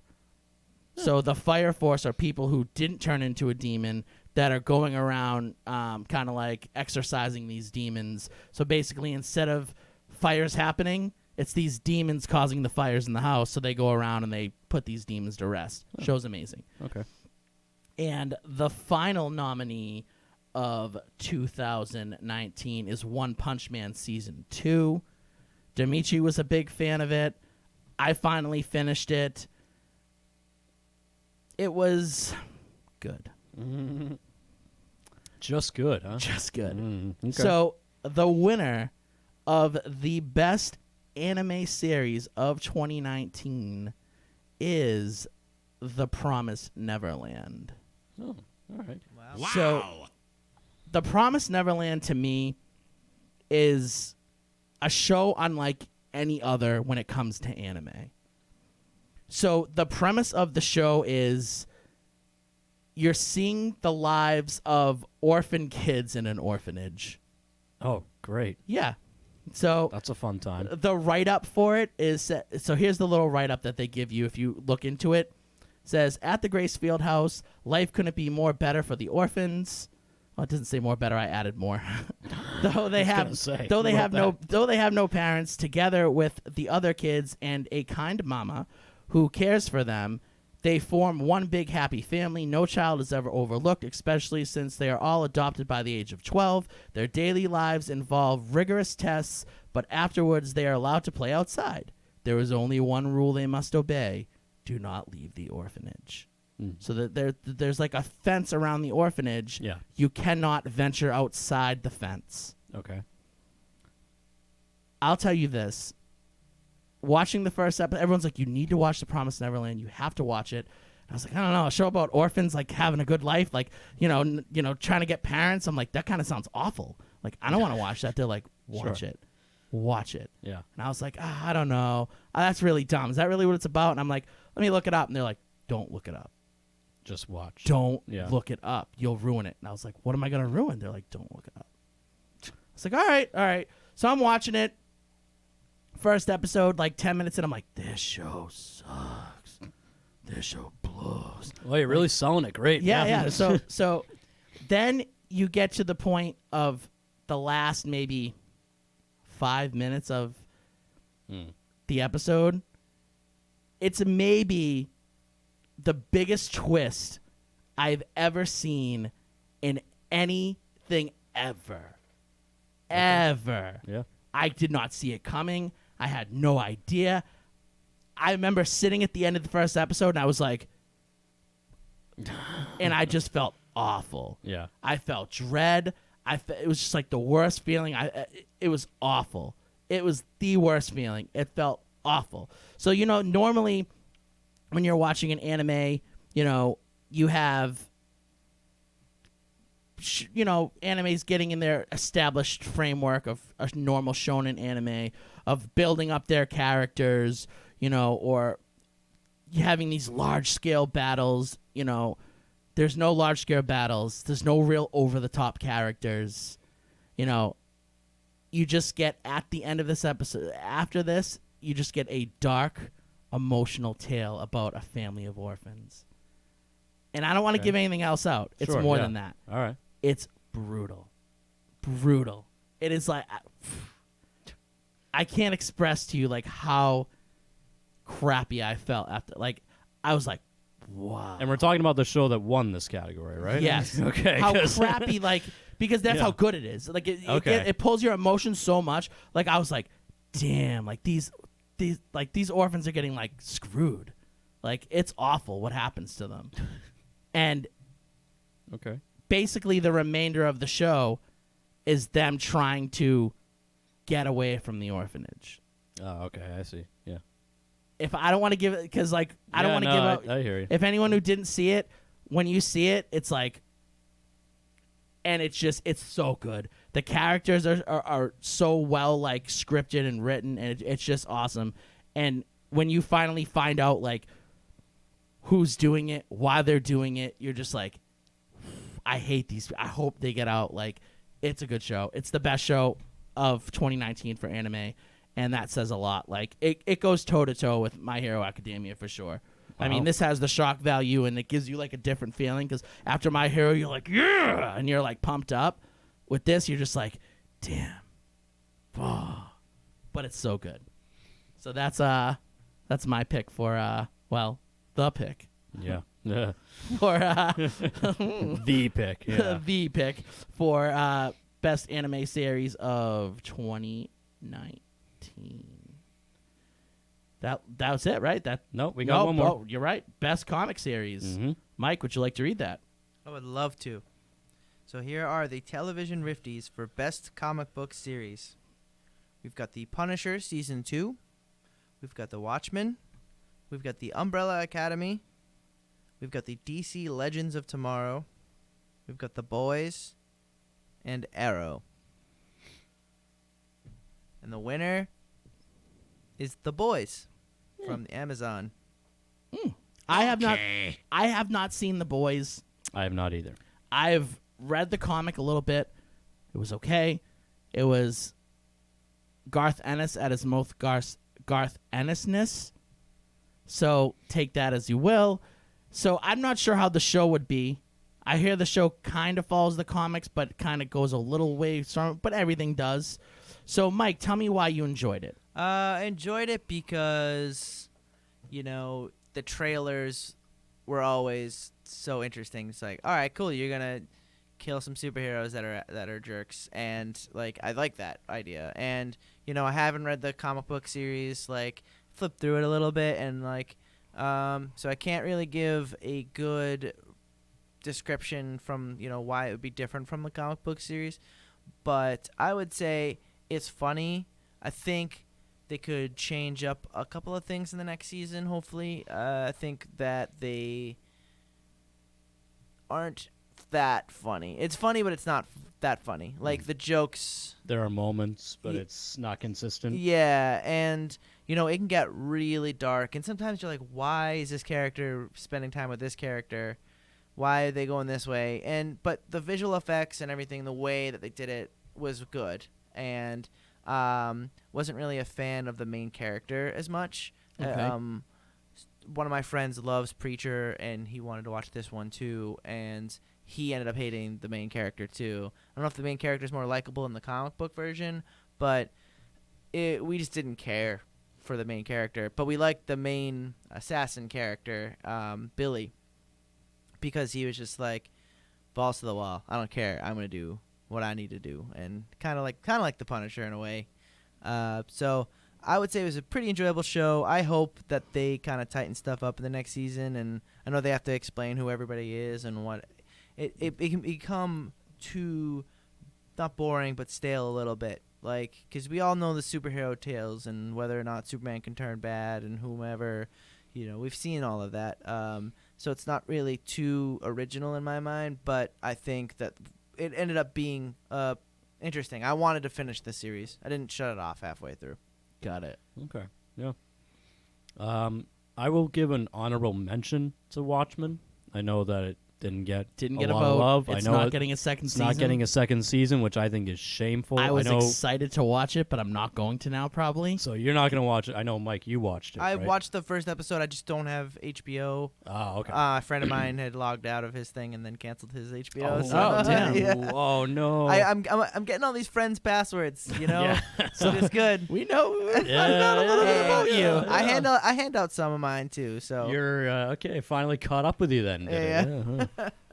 Watchmen was really good. I'm shocked it's not getting a second season. It was so well done. But I've heard nothing but really good things about The Boys.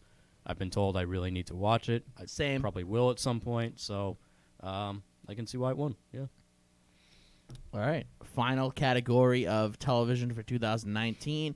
It is the best show of 2019. And your nominees are American Horror Story 1984, South Park, The Boys, The Mandalorian, The Promised Neverland, and Chernobyl.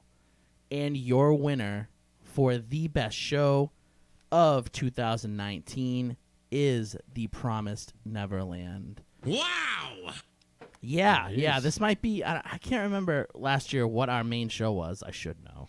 I forget too. But I don't know if this is the first time an anime's won. I mean, it certainly didn't win last year. I pushed for My Hero Academia to win last year. I remember, but it did not win the best show. Yeah. But like I said, The Promised Neverland is a show like none other. I've never seen an anime like this. It's just so brutal. It's like that's the best way I can describe it. So after you meet all the kids, there's maybe like 20 kids in this orphanage and a mother. Just one mother, one woman that oversees them. She's their teacher. She's their caregiver. She's their food provider. She gives them everything. She gives them everything they need. She gives them love. She treats them well. She's just a woman taking care of all these kids until they're old enough to get adopted or they get adopted. Whatever the situation is, they generally get adopted by the age of 12, which is interesting. But like I said, the first episode is kind of just like, okay, like we're seeing all these kids and you watch them learn and you watch them play and, you know, you kind of you're like, oh, this is great. Like there's a lot of really cool kids here.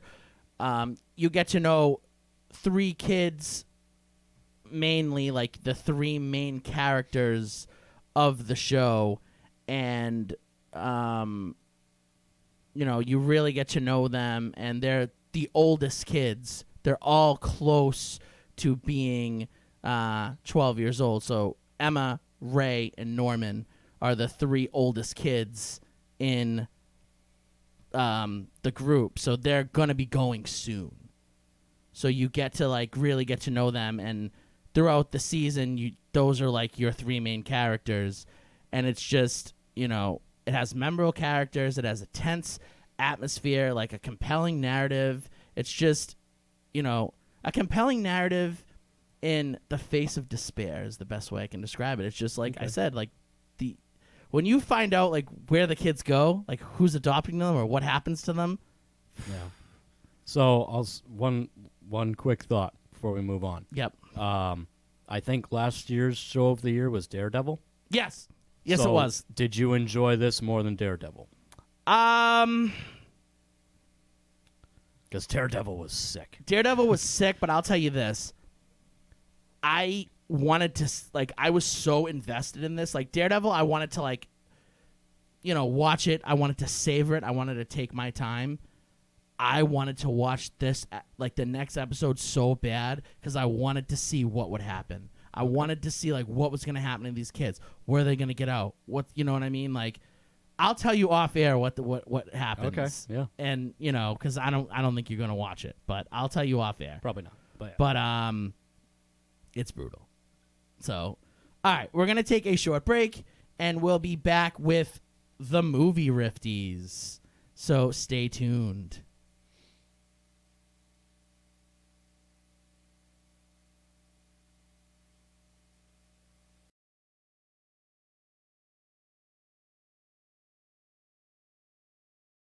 Store. Oh, will you pick up 800 lumen bulbs? 800 more flowers? The neighbors will think we're wacky. Not flower bulbs, light bulbs. Come on, Dad. Lumens tell you how bright the bulb is. We can replace our 60-watt bulbs with energy-saving bulbs that give off about 800 lumens. So, we'll save money. Right. Got it. 800 lumens and more savings.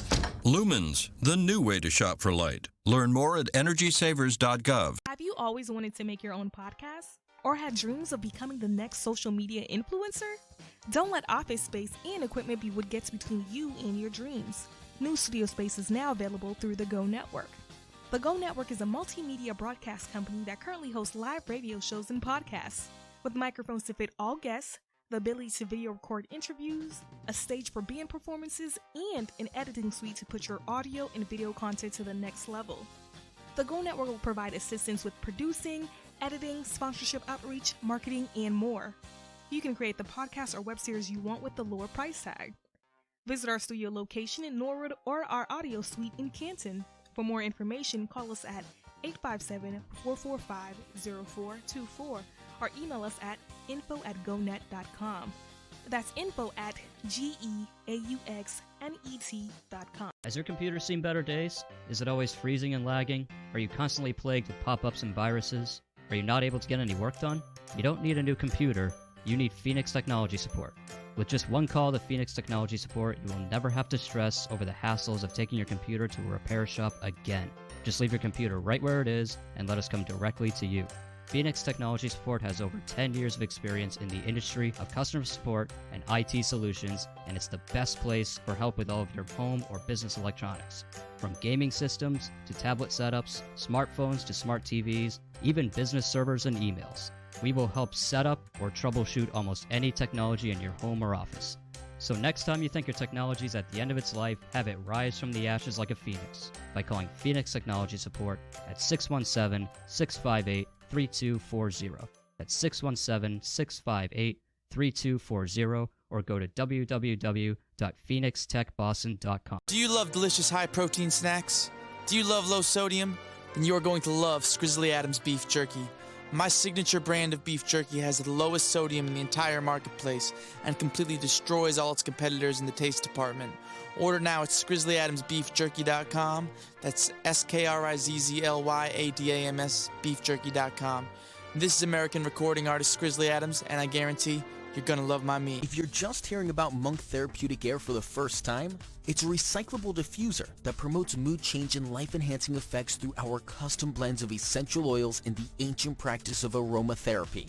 Monk is the simplest aromatherapy device in history. You don't have to know anything about essential oils. We do all that for you. Simply pick the way you want to feel, open your Monk, and breathe in as your Monk diffuses an eclectic blend of essential oils and wild plant extracts. Monk is available in 7 different blends, all of which are organic, natural, and free of nicotine, tobacco, or artificial chemicals. Visit monq.com to learn more. Are you in need of stickers, be it for personal or business use? Then you need to go to stickeru.com right now. That's stickeryou.com. Sticker U is passionate about providing you and your business with the highest quality custom stickers, labels, decals, and iron-ons. They can even make you temporary tattoos. If you want to stick out from the competition, then you need Sticker U, as Sticker U provides the best platform in the world to create custom products that make you stick.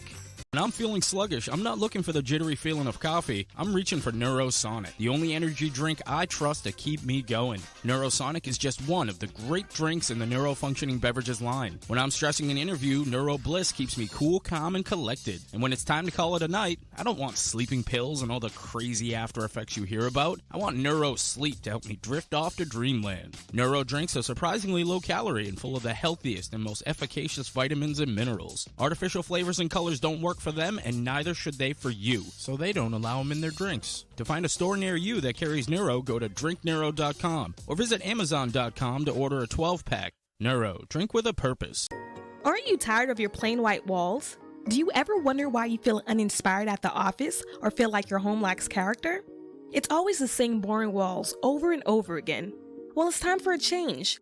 Visit walldecore3d.com and order wall panels that will turn your walls into beautiful and extravagant looking accent walls.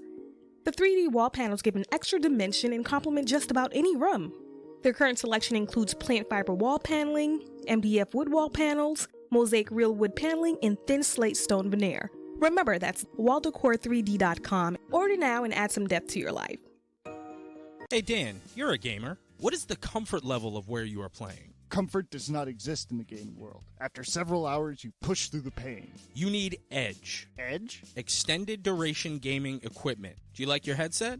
Let me guess. I have to drop hundreds of dollars for the newest, most comfortable headset. No, sir. Keep your headset and let Edge make it better. Add a soft top made from 100% plush sheepskin wool to eliminate top of the head pressure. So I can keep my lucky headset? Keep them and your backups, but let Edge give them an upgrade. What about the seating arrangements? At a tournament, you get a metal folding chair, which is great if I want to knock out a professional wrestler. Terrible if I have to sit in it for hours at a time. Just like Edge upgraded your headset, now they're going to upgrade your chair with soft seat. No more fidgeting around trying to get comfortable, no more pain in your back, shoulders, and butt. Turn any chair into a comfortable gaming station. Go to edgeprogaming.com, type in the code GONETWORK, and receive discounts on your entire purchase. Take your gaming to the edge. Bedford report a break-in and theft at the town zoo last night. After a night of partying, 2 assailants made away with a box. you'll have to live with the decisions you make. Get this, a 900-pound adult horse.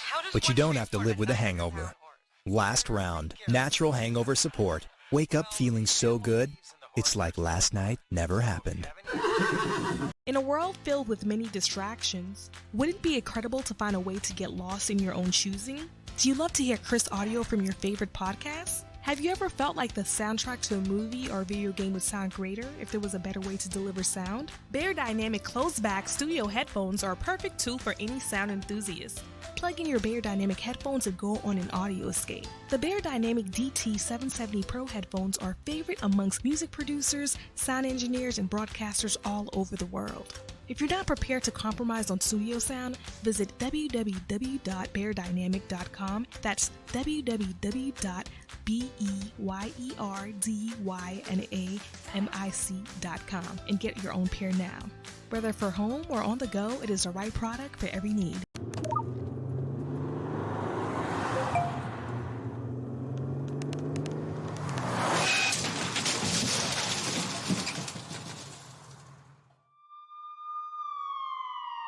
These are the sounds of someone taking their eyes off the road. Texting while driving is more than distracting. It's dangerous. Do us all a favor. When you're on the road, stay off the phone. A message from CTIA, America's wireless companies, and the National Safety Council. So who are the real original housewives? Well, Sarah, Esther, Mary, and Ruth. Proclaim this and other Bible references on a shirt at OneBodyOneSpirit.com. One Body, One Spirit is a Christian-themed clothing store for ladies and men that allows believers to express their faith, glorify God, and start conversations through something as simple as a t-shirt. Plus, a portion of every purchase is donated to charities. Their website is Spirit.com to view their clothing selections. OneBodyOneSpirit.com. Hi, this is Larry Kenny, voice actor. You may know me from Lion-O and Thundercat. And you're listening to Static Rift.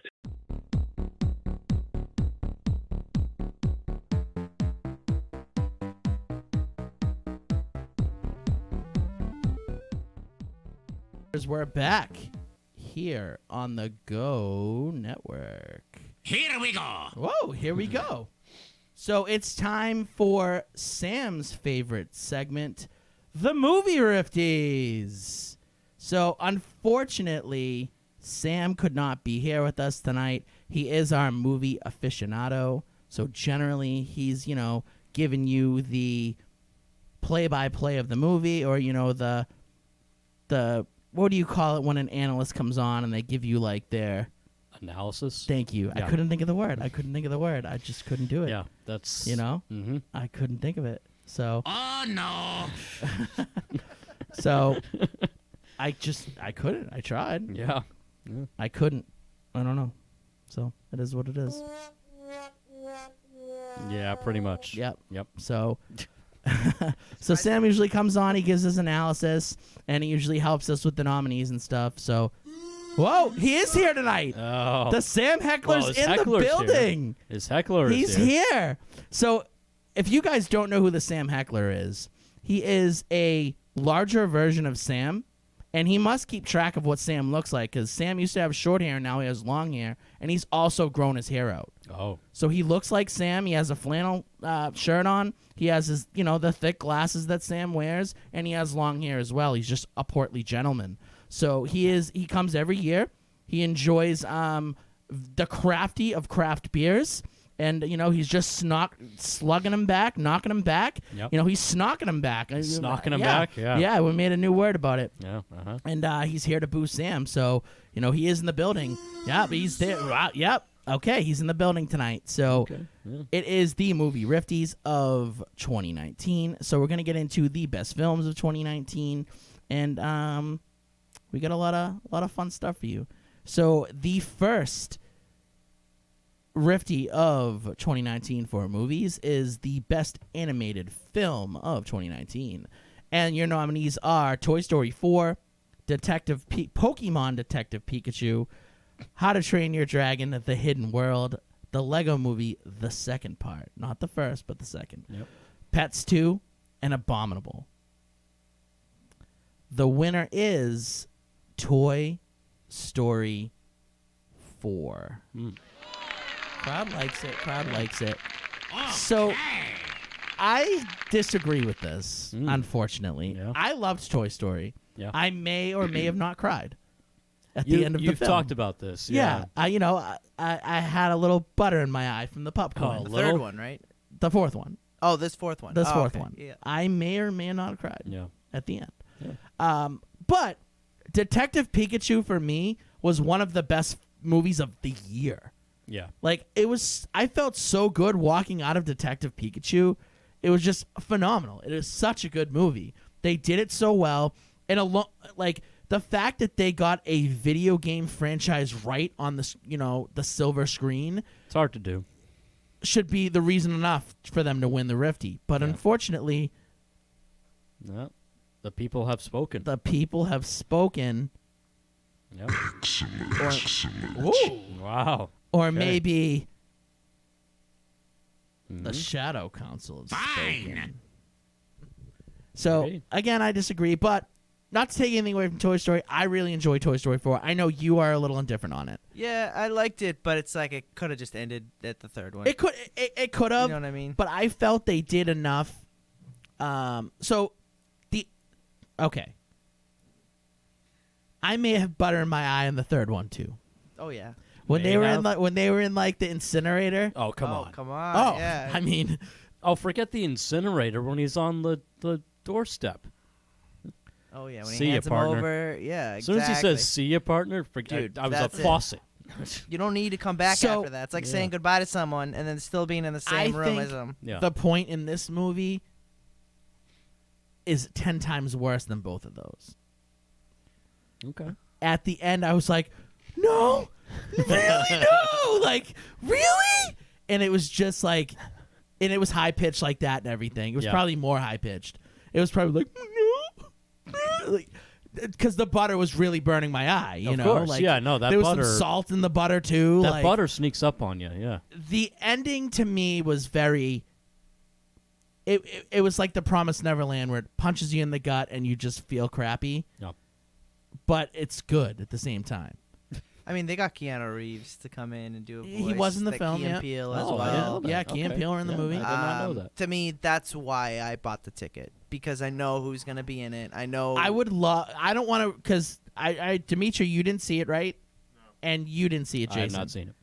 And you're a Toy Story guy. You like Yeah, it. I'm probably going to see it at I some point. don't want to ruin it for you. Okay. But I appreciate when that. you watch it, we'll talk about Yeah. maybe the butter being in your eye too. It's definitely the apex, or the what's the word I'm looking for? The best animation that they've gotten to at this point. Oh, it looked They've got it amazing. down. Yeah, and there was just other like, things in the movie that kind of like pulled on the heartstrings. Where like, again, I don't want to ruin it for you, but like a certain character, you kind of get how they feel, and I can relate to the. When you finally watch it, you should watch it like this week. Okay. And we should talk about Yeah, it soon, sure. or in the next week or two. Okay. You should definitely, because like, I'll make it a date night. yeah, you should. Yeah, it's a really good for yes. Yep. Okay. Yeah. All right.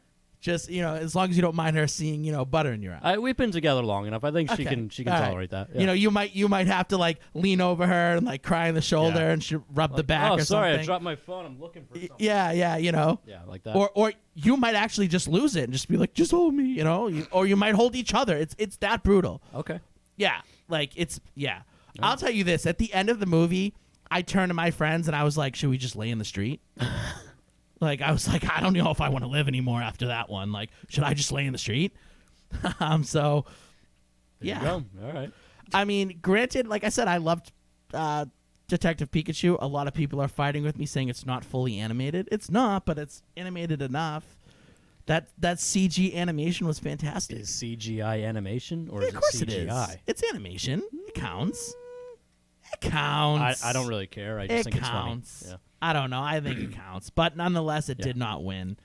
So, disappointing. Yeah. Close battle, but So let's get to the second movie of 2019, which is Best Sci-Fi Film. Mike, would you like to read that? I would like to if you could send me. Oh, I didn't send it to you? No, but just one last thing about Toy Story 4 is the music's always great. They always get a good soundtrack. that I've always appreciated that about Toy Story movies, that they do a good job with the soundtrack. Yeah, the audio, the way that sounds make they make sounds. The Foley artist should be given a raise. Yeah. Probably, yeah. Yeah, honestly, yeah. What did I just do? That's cool. I can grab sci-fi movies. I have it Yeah, up you in just front have of me. yeah, you go. All right, so your nominees for Best Sci-Fi Movie are Gemini Man, Alita Battle Angel, Terminator Dark Fate, I Am Mother, Godzilla King of Monsters, and Star Wars The Rise of Skywalker. And your winner for Best Sci-Fi Movie of 2019 is Star Wars The Rise of Skywalker. which I have not seen. I know you two have. So So I think that in this category, it was a two-man race or a two-entity race. The Jedis versus the Kaiju. I was a big fan of Godzilla. I thought it was the best Godzilla movie in a really long time. Like, I'm talking about since, like, the old school, like, you know, Japanese ones. Yeah. But Rise of Skywalker got a lot of votes, and I think that it was a good movie. I'm still in reflection on it if it was the best of the new trilogy. I liked it a lot, but the ending was disappointing. And we'll get into it a lot more when Mitch comes on the show again. Yeah. Because he loved it. Did he? He loved it. Okay. Was he one of those screaming in the streets that, you know, oh, we've been saved? No. from Ryan Johnson He and- admitted that, you know, it could have been better, like, Okay. but he liked it. He thought it was good. He enjoyed it. Yeah. So I liked it a lot too. The movie was good. If the ending was disappointing. If they tweaked the ending a little bit, Yeah. and I'll talk about it when we finally go over because I Yep. don't want to spoil anything right now. Sure. Especially for you. If they tweak the ending a little bit, change something, there's one major thing that happens at the end that I was kind of like, dumb. And Okay. the movie could have been great. Yeah. It could have been It fell amazing. just short of epic. Yeah. Yep. Yeah. What I said to somebody was they should have had one more production meeting, one more idea meeting. It's like, you know, I feel like a lot of these ideas were left field, and they made no sense. And then some of them people called out, and they were like, "Oh, I knew that was gonna happen. You have to do this in order to do this." You know. So I'm being I vague, didn't but- see what happening, kind of. Okay. My theory, and I'll tell you right now, so Jason, you're going to know one theory that's out. My theory was going to be that Rey was Kylo Ren's sister, that she was Leia's daughter. They did not go that route. No. And that was, I firmly believe that. That much I knew. Yeah, was that- going to be the situation. That I saw just through Twitter spoilers. It was so- not. But you hate the Last Jedi. Oh, you don't like it. I absolutely the hate one it. thing that they should have stayed with and they should keep was that she is from nothing. That's like anybody could be something. You know what I mean? And you know, it's just I guess, but that, I don't know that. But then she's so powerful out of nowhere that would have made me even more angry. If they didn't give her like a legit origin, which they do, I might have broke something. No, yeah, right. You can't put all these questions out there, and they still even did that in the movie. You Oh, can't there's just so throw many questions and then just go, "Oh yeah, we're never gonna bring that up." When you leave the theater, you're gonna be like, "That was pretty good. It could have been great, good." Yeah. And then you're kind of like, "But how the did this happen?" Yeah. Okay. So a little exposition would have been great. Yeah. Little, you know, sometimes we get annoyed with, you know, movies having too much of it. Sure. I never knew the Star Wars movies would have a Goonies reference in it. It would have been nice. I you know, I still liked it though, but I still have to give it that second watch. Second watch will definitely. I will definitely watch it again. I don't even know if it's still in theaters. Phantom Menace is not even that bad when you give it another watch. Phantom Menace has the best lightsaber duel of all time. Yes, it does. So the Qui-Gon and Obi-Wan versus Darth Maul's the greatest lightsaber. Yeah. So when people say like that movie, I'll give it to you. It was kind of like the Lord of the Rings, the first one. It's boring until the end. It's a little it's kind of boring. It's a little boring. You know, it's a little boring. You know, there's not much action in it, and that's what kind of the Phantom Menace is. It's a little boring. It's But a lot that- of talking, but that makes up. So that movie's great. I don't care what anybody says. I'll fight somebody if they Yeah. say the Phantom Menace sucks. And the final movie again was like the third of the prequel trilogy was disappointing in the ending of how they ended things, and how they rushed like them rushing Anakin coming to Vader. They're just like, well, you're Vader now. Yeah. Like they rushed Like, it. yeah, we Like gotta do it. he's just like, yeah, she's dying. I'm mad now. I'm bad. Like they should have like fleshed out him as getting like the anger taking over him a little more. Yeah. Because he's just like 1 minute it's like, oh, she's dying. What am I gonna do? And then the dude's like, join me. There should have been the second movie should have been him as like a teenager. He That- went from being like a little kid to being like 24 years old. That's Being the like, point where the second movie sucked, The Clone, that blew ass. Oh, it's that movie sucked balls. that movie was I mean, bad. it's not Last Jedi bad, but it's bad. Ooh, it's close. It's close. It's close, but it's bad. But Yeah. you would think something called The Clone Wars. Right, because the show was You so know, good. The show was so yeah. good. So, yeah, I don't know. Where's that? Where's the battles during the Clone Wars, not the beginning of the Clone Wars? And then you have like General Grievous, who's supposed to be like the most vicious like Jedi killer of all time, and he just looks like a punk bitch. It was awful. Yeah. You mean Yeah. Kylo Ren? No, I'm just kidding. Yeah. Whoa. I'm just kidding. Whoa! I'm just kidding. Listen, Kylo Ren is the greatest written Star Wars character ever. Like, he's just written Yeah, so well. no, He's so fleshed out. He's written so well. I think he's so well written. He complained a lot. You know what And I mean? I think the way what they do with him in this final movie kind of makes it full circle and makes that complaining even more like it's even more special. Yeah. He's very like well fleshed out for sure. I got to give it another look. Yeah. Once it's back online, you know.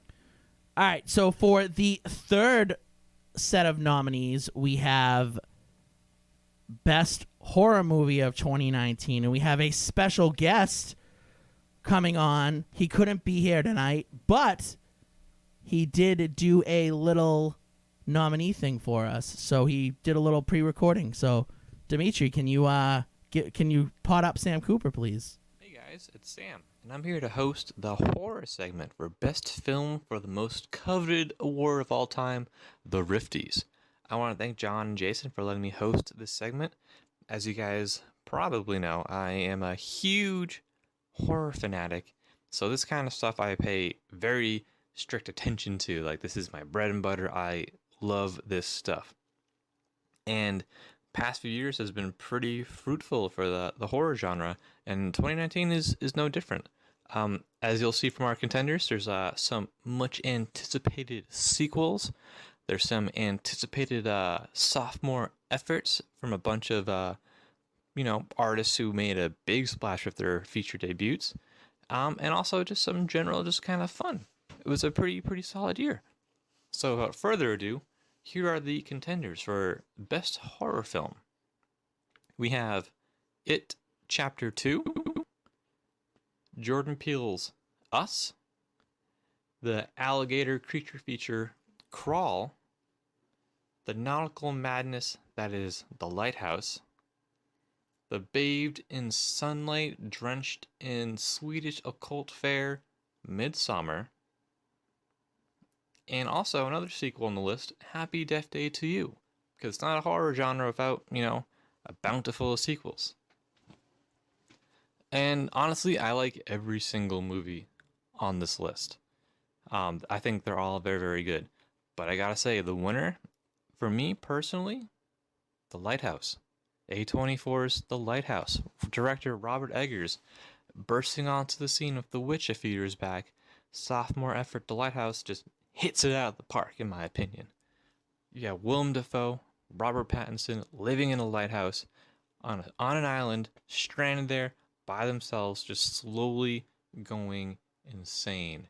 The sea just eroding their mind, and it's just such a unique film. Like, there's literally nothing like it. There's nothing like this film, from like the 4:3 aspect ratio, the black and white cinematography, the incredible acting, the shout out to Herman Melville at the end credits. Honestly, I don't think it's a perfect movie, but it's so unique and it's so different and it's so one of a kind that it would be a shame not to recognize the brilliance, the originality that goes behind it. I feel that everybody has heard someone say, "Oh man, they don't make them like they used to." And you know what? It's true. They never made a movie like The Lighthouse. It's ever. So the fact that something this weird, this far out, this left field, this nautical can make it onto the big screen at big theaters around the nation, that's a home run in my idea. We need more stuff like that, And I will always show up there, absolutely, and I'm super excited. That's my bread and butter. I love it. It Chapter 2, I liked it. Not as good as the first one. A little bit uneven, in my opinion. Jordan Peele's Us was kind of it's kind of let down a little bit. It wasn't as tight as Get Out was. I felt like they kind of should have reined him in a little bit. I feel like he went a little too Twilight Zoney with it, which again, it's very weird. So I'm happy that it exists, but it just didn't nail it for me like Get Out did. Crawl, the little alligator creature feature of a woman trapped in a house that's being flooded down in, I think, like Florida, is a lot of fun. It's really tight. You can just toss it on, hour and 30 minutes, bam, you're done, and it's enjoyable.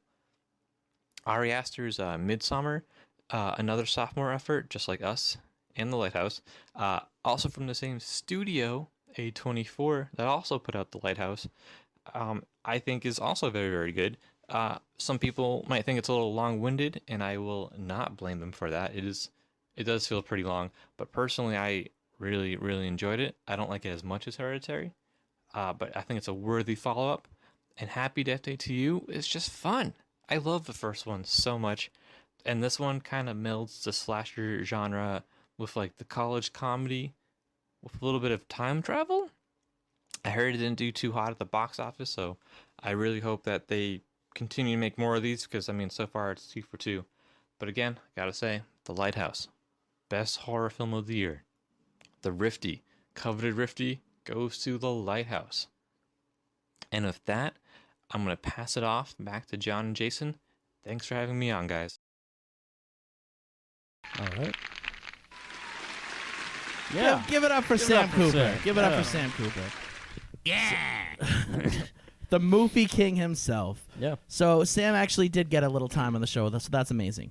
So I don't know anything about this movie, so no, neither do I. Yeah. So Mike, do you want to read best action film, please? Yeah. Definitely. So the Rifty for the best action movie. So we have John Wick 3. We have Star Wars: The Rise of Skywalker. Oh no. Right? No. Is it the wrong movie? Hold on.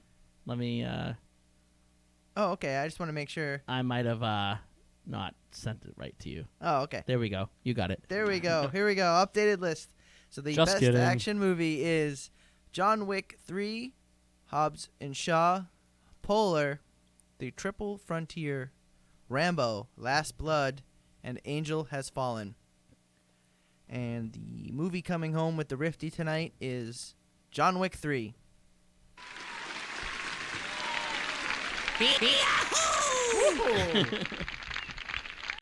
So, I think John Wick keeps getting better and better, which is pretty crazy to me. They keep having him do crazier things in these movies, and at the end of the second one, I was like, how is he going to get out of this? How is he going to do this? And by the end of the film, I'm like, I'm ready for 4. So, John, I disagree with you. You disagree with me? I disagree. Lay it on me. So, I saw John Wick. I actually saw all 3 of them back to back. Okay. Mm-hmm. As time goes on, Yeah. it gets less and less realistic. But that's every action movie. Yeah. Yes. I don't necessarily know if I believe that, though. The first 2 were at least based in realism. The laws of physics and gravity did apply. Sure. And then John Wick 3 was a bit more surreal. It was just like a bit outside of the laws of physics. Give one example that's not too spoilery. He could disappear for a few seconds. Yeah, but that was in like a room full of like glass and stuff. It was basically like a fun house almost, but it wasn't. It wasn't really that part of the floor, though. I don't think he disappeared. Okay, he could make himself invisible to his enemy. How about that? I think that's untrue. I think that's untrue. And then like certain other parts where like in the first movie, the second movie, while he was in the car, at least it was more realistic. And then in the third movie, I don't know, it just felt wrong in certain parts. Okay. The plot was great. It does get more and more like awesome, but I think as time goes on, the laws of physics. So have less I and less think rule. any action movie you watch, the laws of physics kind of I don't think it's as hard as Dimitri's saying, but any action movie you watch, the laws of physics is like, how are they getting away from these shots? The Like, how- greatest example is obviously Fast and the Furious, where they're flying. Sure. Driving between skyscrapers? Yeah. Like really, like the first 2 movies are at least realistic, you know, where they're in the streets. But then as time goes on, in number 7, they're saving the world from terrorist attack. Like really? Or movies like The Raid or Raid Punisher 2 was- Warzone. Like The Raid, they're great movies, but yeah, of course they stretch the truths a little bit. Yeah. So remember the pencil kill in 2? Yeah. He has like a kill that might be better than that. in this. Oh, okay. And using something that's less killable than a pencil. All right. So I mean, a pencil's pretty killable though, if you think about it. I guess, yeah. This is It's very pointy. I'm sure you know what I'm talking about. Yeah, I do. It's phenomenal. I think. I don't know, and you get some actual hand-to-hand kind of hand-to-hand combat. It's a bit in this. more gruesome as well. Number 3 is a bit more gruesome. A lot more gruesome, and you get some more hand-to-hand combat than you normally would get. Like, it's not just gunplay. He's actually showing you some other skills that he has. Okay. I thought the movie was phenomenal, and the story was very well written. They did a good job for an action movie that they could have just been like, it's action, shut up. Like, the story was written pretty well. Would you agree? Yes. They did a really good job with the story. So, Jason, you need to watch it, and then you can be the judge of if it's too, surreal or if it's just right. So, I heard a rumor that there's going to be a show about the Continental. That'd be kind of cool. Yeah. I just want the 4th movie. Yeah. I need the 4th movie. It's coming out the same exact day as Matrix 4. Yep. Oh. Really? Yep. I don't know if I want to watch Matrix 4, but that's for another time. Why? So Matrix many 3 sequels? was... Well, yes, that obviously everybody said the same thing. But two Keanu Reeves movies on the same day. Yeah, how about that? Stinkerino. All right. Jason, do you want to read Best Drama Movie? Sure. Your nominees for Best Drama Movie of 2019 are Parasite, Knives Out, Once Upon a Time in Hollywood, Uncut Gems, The Irishman, and Joker. And your winner for Best Drama Movie of 2019 is Once Upon a Time in Hollywood. Yahoo! Yeah. Which Wario's very happy about. Oh, everyone else is too. So, I'm a big Quentin Tarantino fan. If you listen to the show, you know that. You know I love Quentin Tarantino. Yeah. I think this is maybe... It's top 5 for him, for sure. Okay. It might be top 3. Wow. It's really good. Obviously, it's based on history stuff that happened, but as Tarantino tends to do, he puts his own spin on it. Yeah. And the ending of the film is maybe the most outlandish, crazy thing Quentin Tarantino's ever done, and that's saying a lot. That is saying a lot. Yeah. Because the ending of Hateful Eight, I thought, was one of the craziest things I ever saw. It makes that kind of look tame. Okay. Yeah. Yep. Yeah. He goes, yeah. All right. Yep. You and I have talked at length about Joker. Yep. That it was basically a 2-half movie. Yeah. Not even 2-half. Well, it was more a like 3/4 and then the last and a quarter. quarter. Yeah. Yep. Yeah. So, okay, it's not a comic book movie. No, of I don't course care what anybody says. I'll fight them. No, it's I'll not. legit fight somebody. It's not. It's not a comic book movie. Not even close. And if you looked it up, because we looked it up, you know, when we were thinking of the nominations, we were like, where should we fit the Joker? Because like, I honestly didn't want to put it on there, but I'm like, I should. It It's gotta go. deserves to be It's gotta go on on. there, but it's, I don't know. So we were looking up like the Joker, and it was legit in every category. It was a yeah, horror it's- movie. It was a drama movie. It was an been a lot. action movie. It was a comic book movie. It was It was a thriller. It was. Do you think that may have been a joke? No. I see what you did there. I see what you did there. I see what you. I see what you did there. No, I don't. We've. I'm not gonna go too into it because you know we're starting to get behind it here, but yeah, the Joker could have been a great movie if it was about some dude losing his crap and not about the Joker. Yeah. So, and that's it. So it deserves to be nominated, but it definitely does not get a win. I just want to say I haven't seen Parasite. I heard it's really good. I hear it's very good too. I haven't seen Uncut Gems. Heard it's really good. Irishman, that's like 4-hour movie, so I'll find that time for that. But Knives Out, I saw, and that was pretty good. Knives Out was the best movie I saw last year. So Jason was, making a big. I was campaigning. Yeah, hard. he was campaigning Yeah. for this hard. Yeah. But I just think that Once Upon a Time in Hollywood was just so epic. It was such a good film. It's winning a bunch of awards. Yeah. You get maybe the best Brad Pitt in a Quentin Tarantino movie ever, and that's saying a bunch because he was in Inglourious Basterds, was which good is in that. one of his best. Yeah. So he's phenomenal in this movie. No, and granted, I did not see Once Upon a Time in Yeah. Hollywood, so my opinion might change. And you know how Tarantino will do little things where he'll stick like little commercials in his movies and stuff? He has some epic commercials or like trailers in this movie. So now we know what things will we all have to watch and then come back and talk about. Yeah, absolutely. We'll have to do a Rifty rethread, which we've never done, where we'll watch. I'll watch The Mandalorian. We'll watch a bunch of stuff and we'll talk about. Yeah, we'll do that. We'll do that in a few episodes. Give me maybe. a call. Yeah, we'll do that. Mike, do you want to give us the comic book movie Rifties? Yeah, of course. So the Rifty for the best comic book movie will be these movies in this category: Shazam, Spider-Man: Far From Home, Avengers: Endgame, Captain Marvel, and Glass, and also Hellboy. Okay. I've been a bad copy and paster for Mike, so but good save. I got it. So I didn't see Hellboy. I don't want to see Hellboy. I wouldn't wish that on my worst enemy. No. I really want to see Glass. I haven't seen it. Glass was very good. That's why it's on the list, because you were like, Glass needs to be on there. Glass was very good. We had Static Riff Goes to the Movies for Captain Marvel and Avengers Endgame and Spider-Man. Yeah. Captain Marvel, too much of the stupid cat. Yeah. It was good, not great. Good, not great. Avengers Endgame, I've talked about this in length. It was not great. It wasn't great. Like, honestly, I know a lot of people love it, and they love it because they're using their nostalgia. And, it gave you the fan service. Yeah, it did kind of, like, pull together, like, a bunch of movies that mean a lot to my, my life. Like, the Marvel Universe means a lot to me.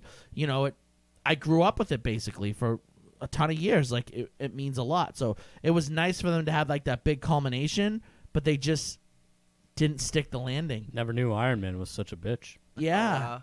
See, Endgame did what Star Wars couldn't do with ending a legacy, in my opinion. That's a bit. Is that a take? Was it a take NATO? Take NATO, yeah. It seems like a take Quake right here. You know what? You might be right. They said it better than Star Wars tried to say at the end of the. I'll say this: Star Wars had one big mess up. Endgame had a couple. Endgame had a couple. So I don't know. I have to rewatch them both, to be honest with you. But I don't know if I'll ever watch Endgame again. But 3D IMAX made Endgame much bigger than it is when you're watching it at home. Did you say the winner? I did not say the winner, did I? No, I don't think you did. So the winner, though, is Spider-Man: Far From Home. Yeah. I agree. I like how Wario's become like more of like an extra host, and he's not even doing security anymore. It's like the rest of the crowd hit the open bar too hard. They're just like they're already passing out. Yeah, we just got like the crowd, like the studious crowd that is like actually caring about the Rifties that didn't drink and are cheering and stuff. Like all the boos are kind of just ones, like the ones with the gloves on. You know, the gloves you get with like tuxedos and nice dresses. Yeah. You know, they got like monocles and top hats on and stuff. The drunks are already passed out. They're down. Yeah, they're done. You know. So Spider-Man: Far From Home for me is one of the best Marvel movies of all time. I'd put it probably top 3. It might be top 2. Yeah. But still, to me, the best Marvel movie of all time is Captain America: Winter Soldier. Oh, yeah. It's just phenomenal. It's just amazing. But this is up there for me. It's really up there. I loved this movie. I thought they did a wonderful job. I thought they kind of took one of the continuity errors or continuity issues I had with Endgame and immediately fixed it. Immediately was like, I got you, dude. I got you, bro.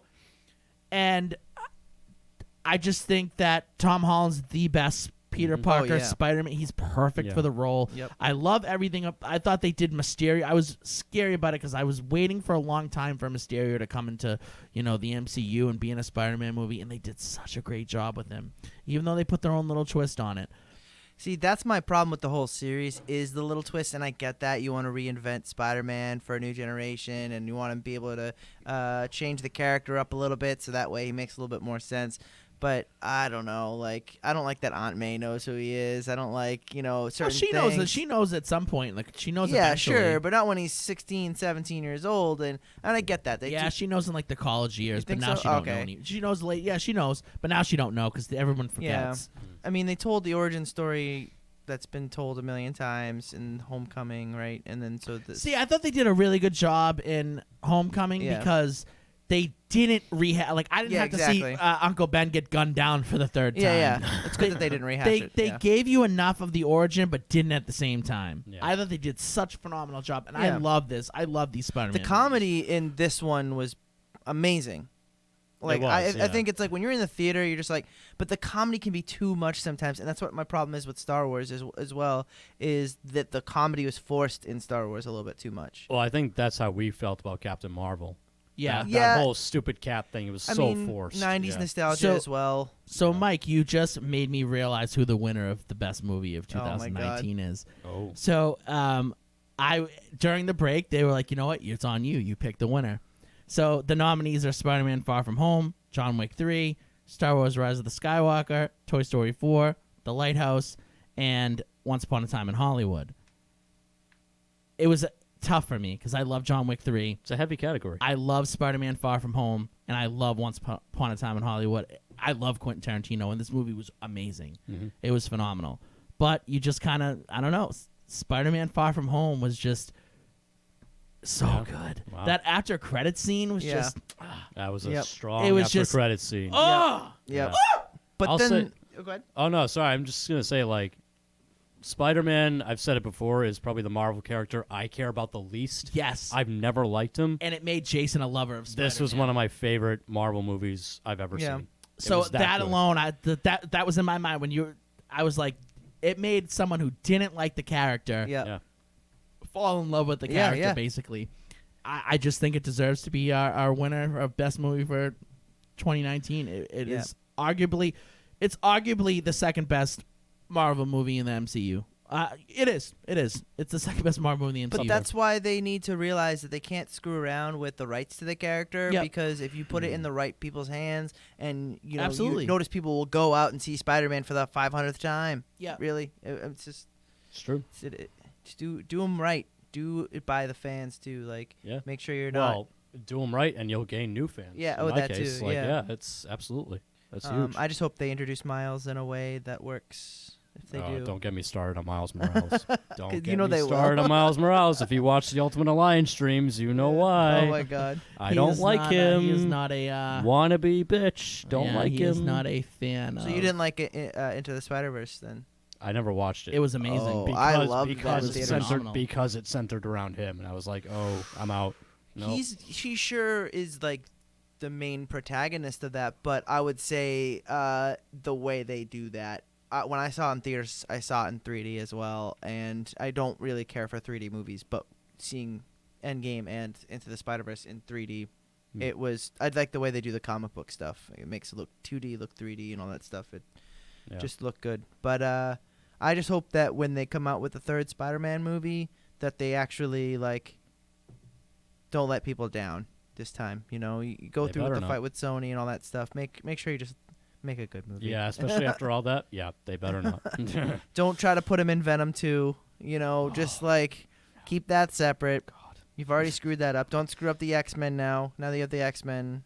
Mhm. I mean, I know John can go so long doing that, talking about the X-Men, but Yeah, hopefully they don't screw any of that up. That's I still worry about that. I don't know. Fantastic Four, adding them to. Yeah, there's a lot coming up. All right, so that'll be an end for Movie Rifties.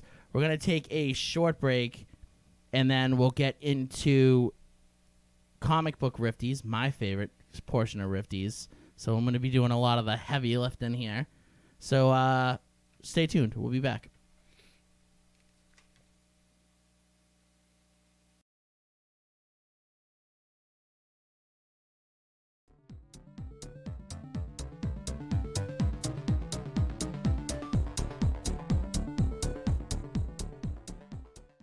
Have you always wanted to make your own podcast? Or had dreams of becoming the next social media influencer? Don't let office space and equipment be what gets between you and your dreams. New studio space is now available through the Go Network. The Go Network is a multimedia broadcast company that currently hosts live radio shows and podcasts. With microphones to fit all guests, the ability to video record interviews, a stage for band performances, and an editing suite to put your audio and video content to the next level. The Go Network will provide assistance with producing, editing, sponsorship outreach, marketing, and more. You can create the podcast or web series you want with the lower price tag. Visit our studio location in Norwood or our audio suite in Canton.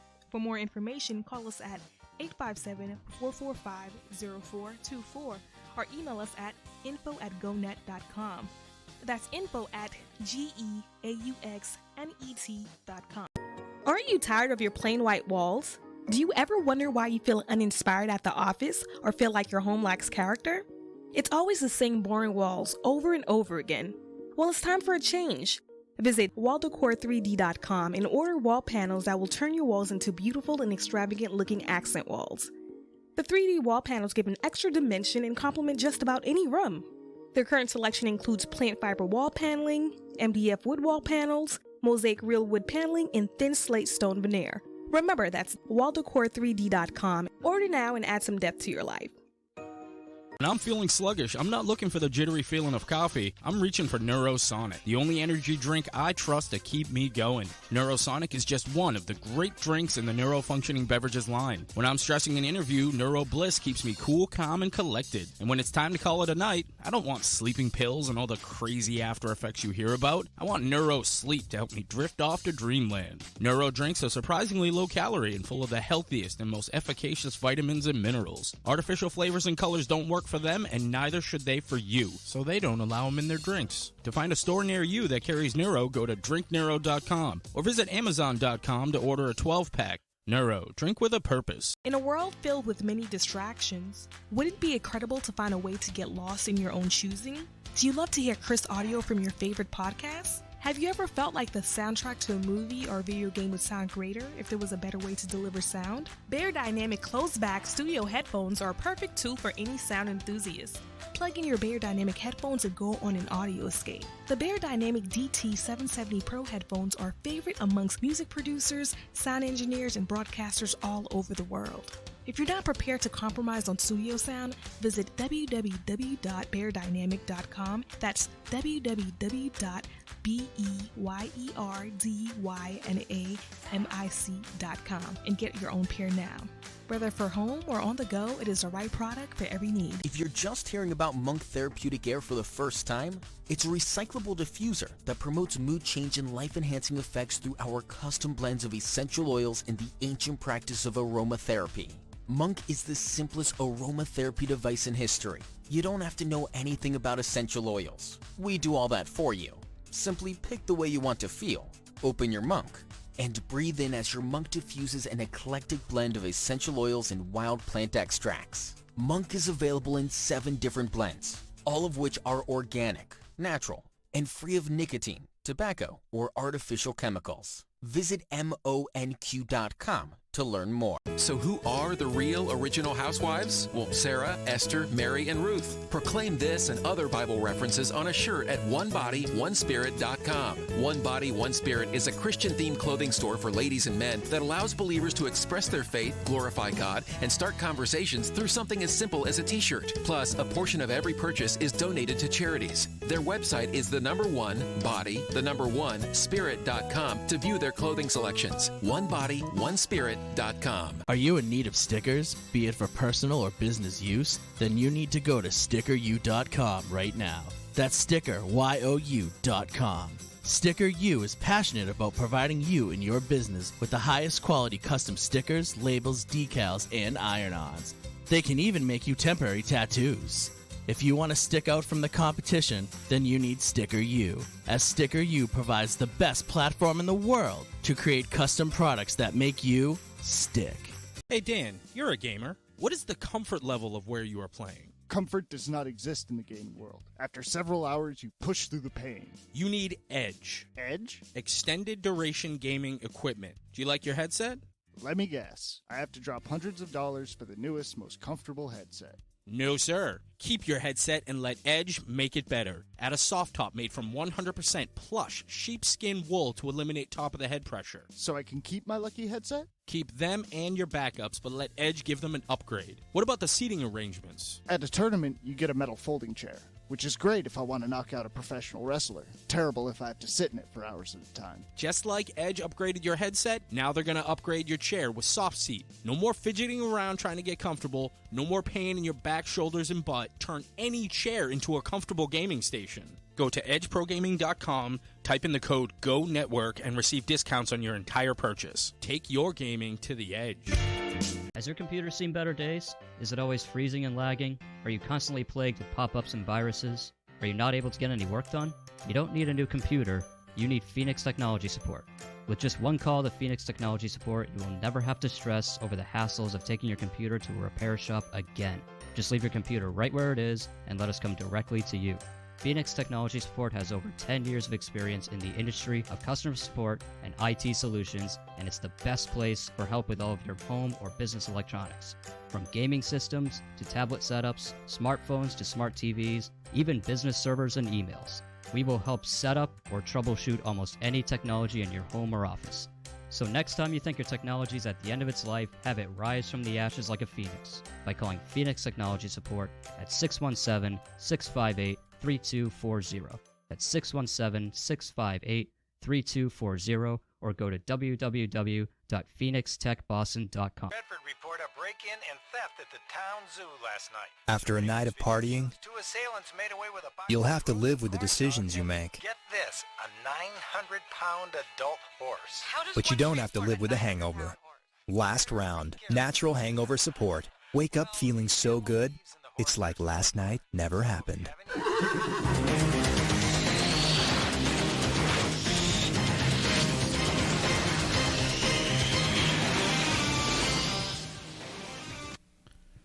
Rifters, we're back here at the Go Network Studios. Here we go.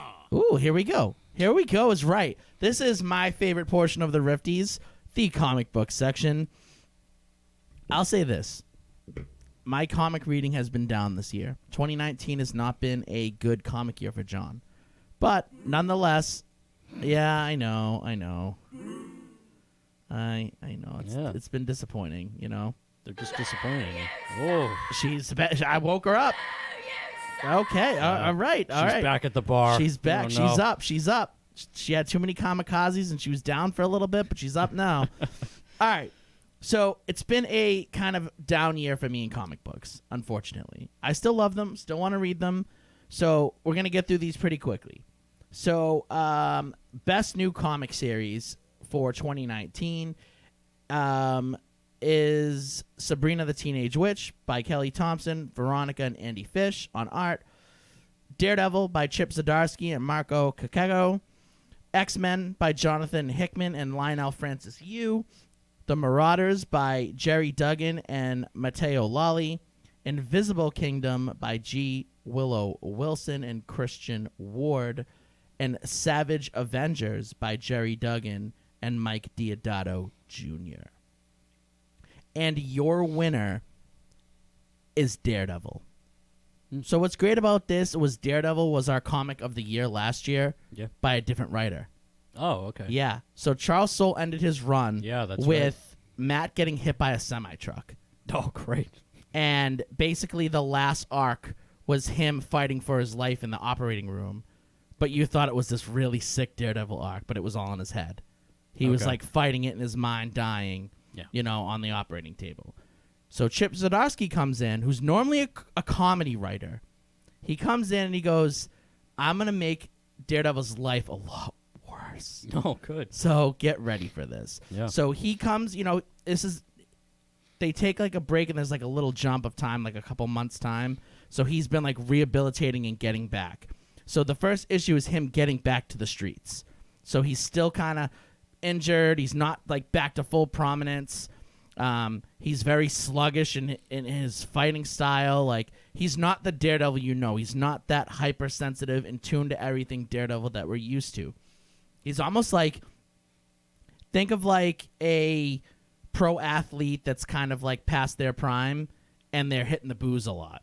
Oh, so okay. that's kind of where you're taking in this. Got it. So, and this is going to actually be 2 winners in one, because it also is going to win the Rifty for the best comic moment of the year. Oh, so yeah, there was no nominees, because this moment, That like was it? when Yeah. this happened, I was just like, because I was kind of like, I don't know, Charles Soule really wrote Daredevil well, and I love Chip Zdarsky. He's great. He's my friend on Facebook, actually. No, nice. I should like get him on the show. Shout out, yeah.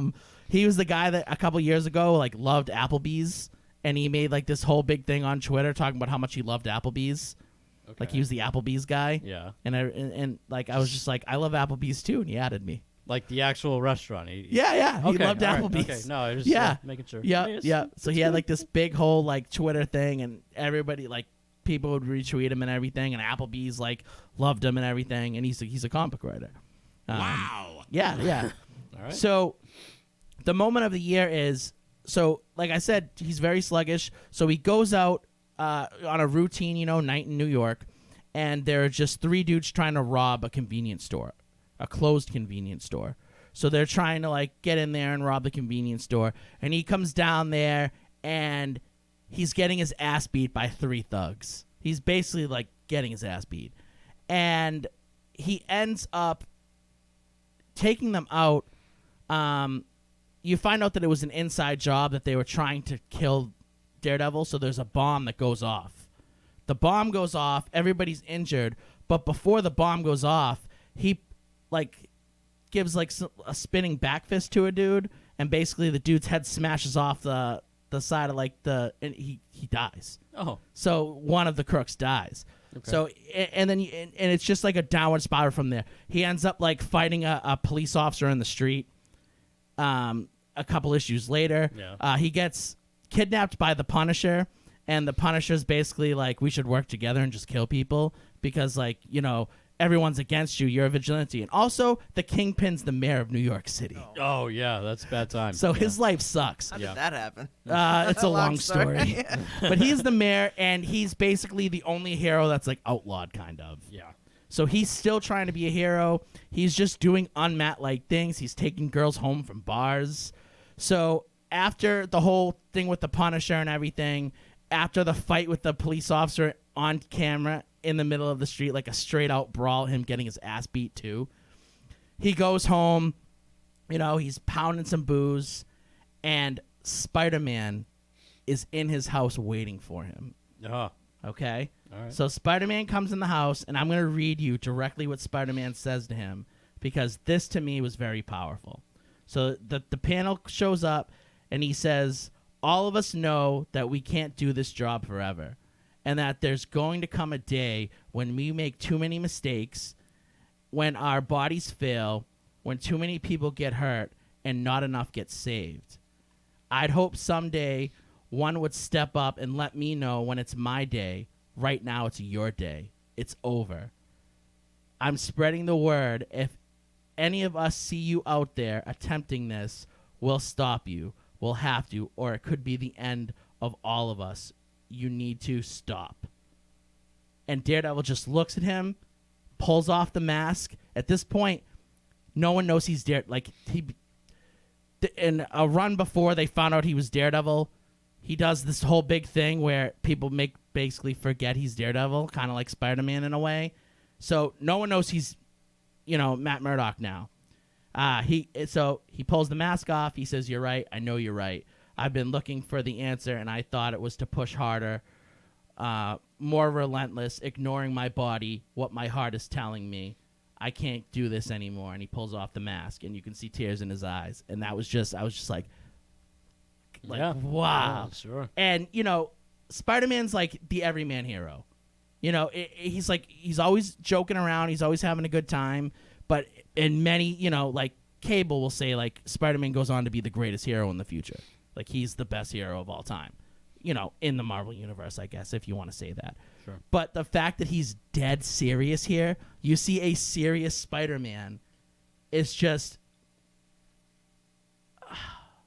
And I should have put it up there. The artwork is unreal. And it's just... it just really hit me, and I was like, there's nothing that's going to beat this. I don't Sure. like. I loved War of the Realms. War of the Realms had a bunch of great moments that we talked about on the show.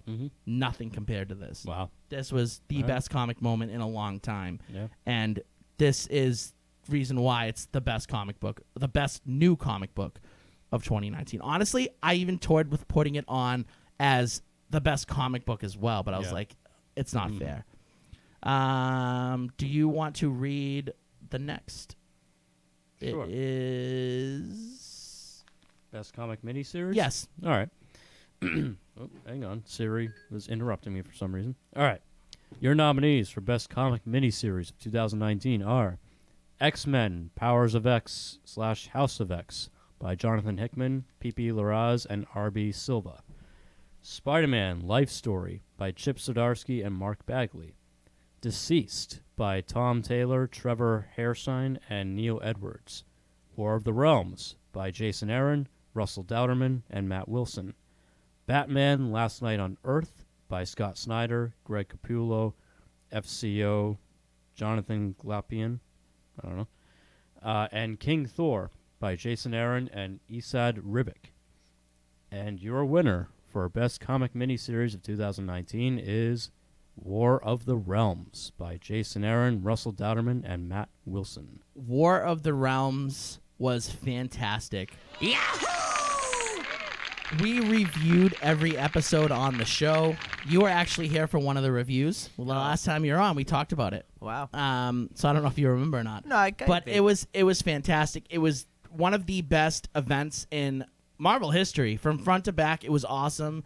There really wasn't anything bad to say about it. It was amazing. And I think it was a nice combination of Jason Aaron's run on Thor. I mean, the King Thor series, I haven't read it yet, but it deserved to be on this list because I hear it's amazing. So I do have to read that. And that is truly the ending of his run. Yeah. So, but War of the Realms was just too fantastic as a event to not give it this award, even though I really am digging Batman Last Night on Earth. It's phenomenal. But just not as phenomenal as War of the Realms. Mike, would you like to read the best comic cover of 2019? You got it. All right. So the Rifty for the best comic cover: Immortal Hulk number 16, cover art by Alex Ross. Batman Last Night on Earth number 1, cover art by Greg Capullo. Captain America number 11, cover art by Alex Ross. Daredevil number 2, cover by Julian Totino Tedesco. Star Wars The Age of Rebellion, Boba Fett number 1, cover art by Terry Dodson. And Sabrina the Teenage Witch number 2, cover art by Veronica Fish. And the winner is the Immortal Hulk number 16. So we obviously we can't show you. I guess we could on the YouTube, but we'll post it up. We'll post all the covers on Instagram at the end of the show.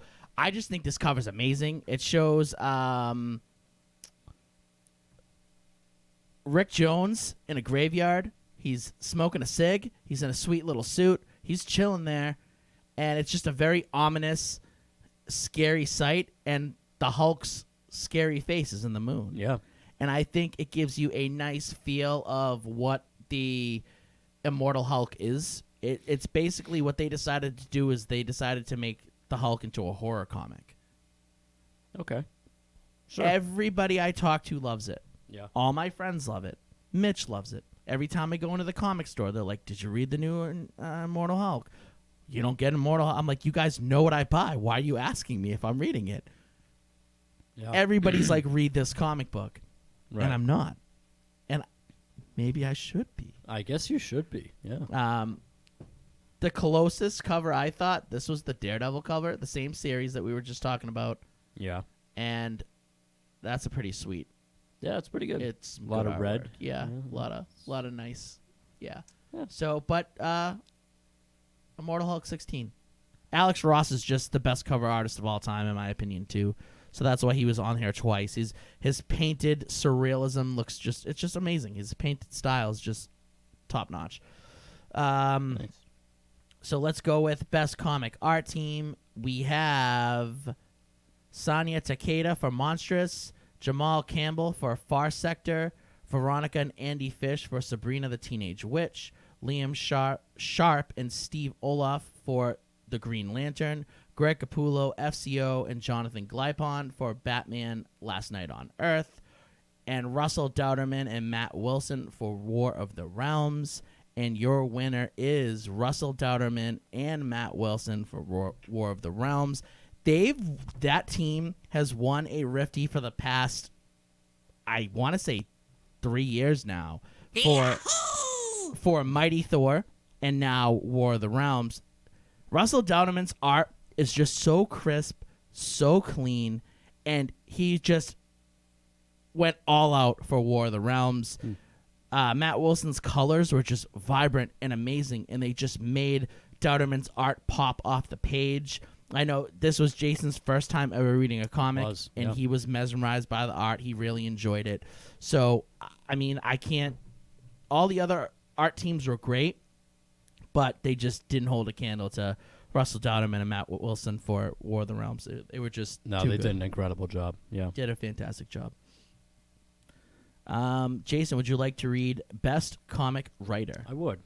Your nominees for Best Comic Writer of 2019 are Tom King for Batman, Al Ewing for The Immortal Hulk, Jason Aaron for Conan the Barbarian, Thor, King Thor, Avengers, and War of the Realms, Jonathan Hickman for Powers of X / House of X-Men, Kieran Gillen for The Wicked and the Divine, Die, and Once and Future, and Kelly Thompson, who did Jessica Jones, Sabrina the Teenage Witch, Captain Marvel, Deadpool, and West Coast Avengers. And your winner is Jason Aaron.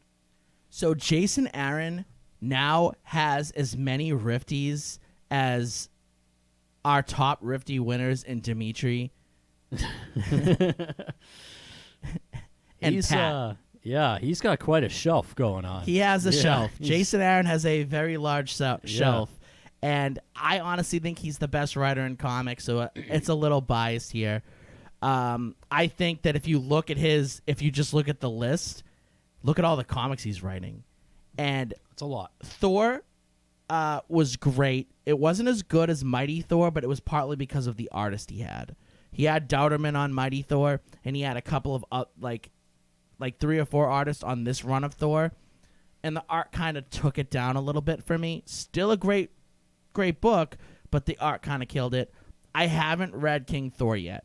Everybody tells me it's amazing. Asad Rabique's one of the best artists in comics, and he's like a slow artist. It takes him a long time, so he only kind of does small things now. So it's a treat to see him. The Avengers is amazing. It is a fantastic book. War of the Realms, of course, we just, and Conan the Barbarian is, again, on a lot of people's lists for some of the best comic book. Yeah. And Jason Aaron does a wonderful job where every book, it has an overarching story, but every issue could basically be a standalone issue that anybody could jump in on. And he does Conan a lot of justice. Nice. So now we have Comic of the Year, the final Rifty in comic books. And the nominees are Batman by Tom King, with art by Mikhail Jinin, Clay Mann, and Tony Daniel. You guys know how I feel about Tom King, but he's got to be nominated. Yep. I don't know why people love his Batman run. I Yeah. don't. I really don't. It's not good. It's not great. Yeah. The Immortal Hulk by Al Ewing and Joe Bennett on art. The Avengers by Jason Aaron and Ed McGuinness. Justice League by Scott Snyder, Jorge Jimenez, and Daniel Sempri. Die by Karen Gillan and Stephanie Hans. And Conan the Barbarian by Jason Aaron and Muhammad Assor and Matt Wilson on color. And your winner, is it going to be another Jason Aaron comic? Is it? Is it? Gonna really take another one? It is not. Your winner is the Immortal Hulk. Everybody I didn't post the comic Rifties for votes, but I asked a bunch of people what they thought the best comic was. And it was unanimous that Immortal Hulk was the best comic. Wow. Everybody says it's a must-read. Every website you look up for, like, lists for best comics, IGN picked it. Every reputable spot picked this comic book as the best comic of... Actually, most sites picked it for the best comic for the last 2 years. Oh, wow. I don't know what's so great about it. I guess people enjoy the Hulk being a horror comic now. The premise of it is the Hulk can't die. Yeah, well, I figured that from the title. Like, no, like if he dies, he comes back to life. Oh. I don't know. I haven't read it, yeah. and it's very horror themed. Okay, yeah. And like you kind of have that feel of like, his dude being tormented because he wants to die, but he can't. Oh, Bruce. Yeah, Bruce Banner wants to die, but he cannot because every time he tries to kill himself or he just comes back as the Hulk. So that I don't really know. So it's a big feat for me to pick a comic that I haven't read. Yeah. It's never happened in Rifty's history, but everyone's like, you got to pick it, you got to pick it. And we want to give the votes. Like, a lot of, like, the nominees that won were orally voted. We just don't pick everything. We go to ask you, the fans, who should win and everything. So, yeah, Immortal Hulk is your winner for Best Comic of 2019, even though I haven't read it. So, oh, there you go. Yeah, there you go. That's that's to show you how powerful and good it is. Nice. So we're going to take a short break, and then we're going to get into the final category of wrestling. So this is going to be a short break, and we will be right back.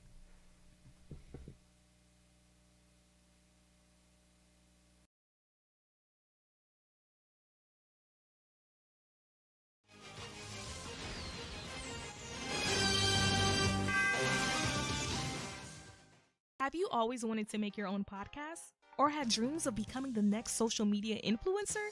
Don't let office space and equipment be what gets between you and your dreams. New studio space is now available through the Go Network. The Go Network is a multimedia broadcast company that currently hosts live radio shows and podcasts. With microphones to fit all guests, the ability to video record interviews, a stage for band performances, and an editing suite to put your audio and video content to the next level. The Go Network will provide assistance with producing, editing, sponsorship outreach, marketing, and more. You can create the podcast or web series you want with the lower price tag. Visit our studio location in Norwood or our audio suite in Canton. For more information, call us at 857-445-0424 or email us at info@gonet.com. That's info@geauxnet.com. In a world filled with many distractions, would it be incredible to find a way to get lost in your own choosing? Do you love to hear crisp audio from your favorite podcasts? Have you ever felt like the soundtrack to a movie or video game would sound greater if there was a better way to deliver sound? Bear Dynamic closed-back studio headphones are a perfect tool for any sound enthusiast. Plug in your Bear Dynamic headphones and go on an audio escape. The Bear Dynamic DT770 Pro headphones are a favorite amongst music producers, sound engineers, and broadcasters all over the world. If you're not prepared to compromise on studio sound, visit www.beardynamic.com. That's www.beardynamic.com and get your own pair now. Whether for home or on the go, it is the right product for every need. Aren't you tired of your plain white walls? Do you ever wonder why you feel uninspired at the office or feel like your home lacks character? It's always the same boring walls over and over again. Well, it's time for a change. Visit walldecore3d.com and order wall panels that will turn your walls into beautiful and extravagant looking accent walls. The 3D wall panels give an extra dimension and complement just about any room.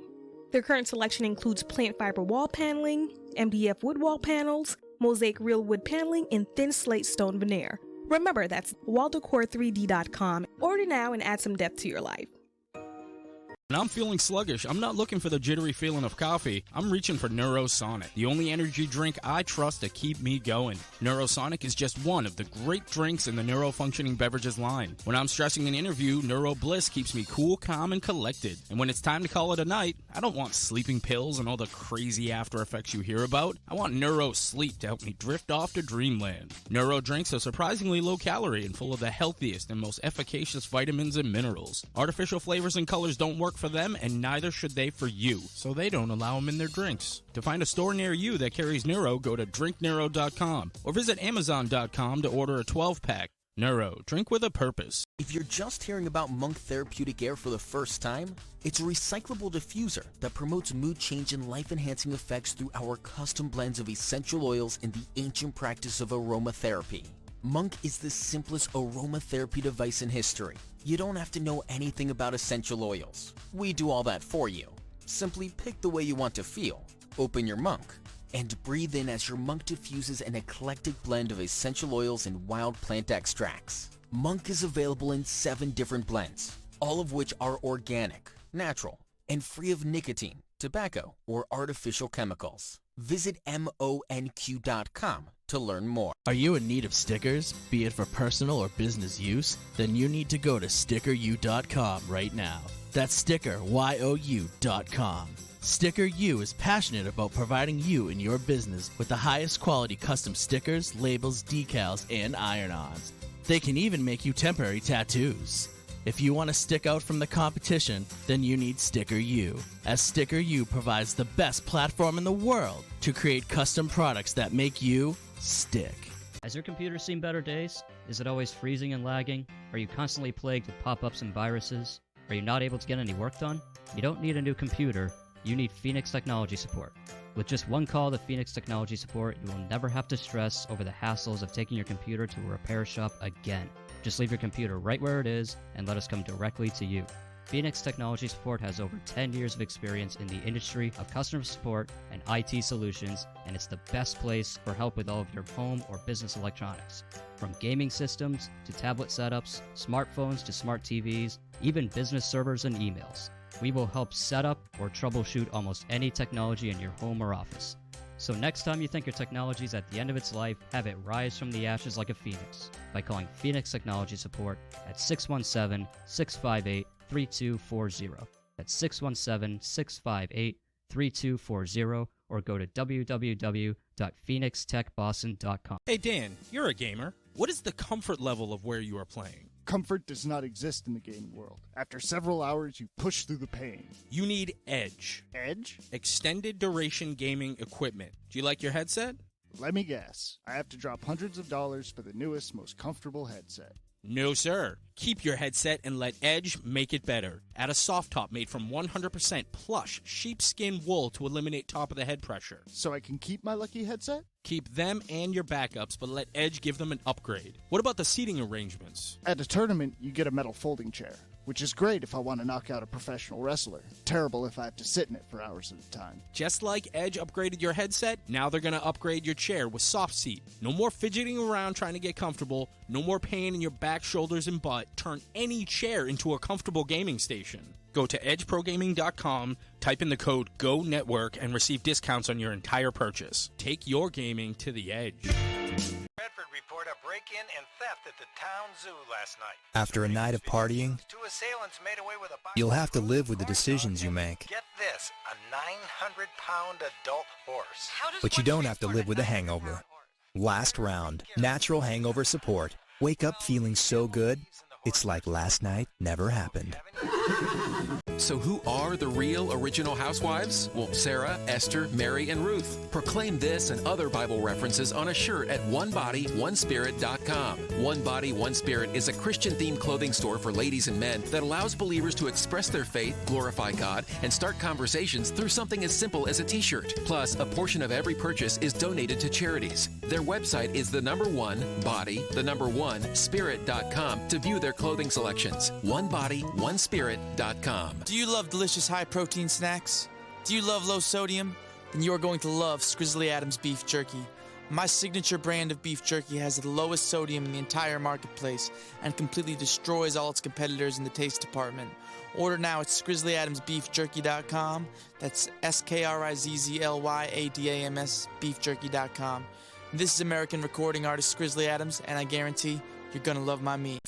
I'm going to the hardware store. Oh, will you pick up 800 lumen bulbs? 800 more flowers? The neighbors will think we're wacky. Not flower bulbs, light bulbs. Come on, Dad. Lumens tell you how bright the bulb is. We can replace our 60-watt bulbs with energy-saving bulbs that give off about 800 lumens. So, we'll save money. Right. Got it. 800 lumens and more savings. Lumens, the new way to shop for light. Learn more at EnergySavers.gov.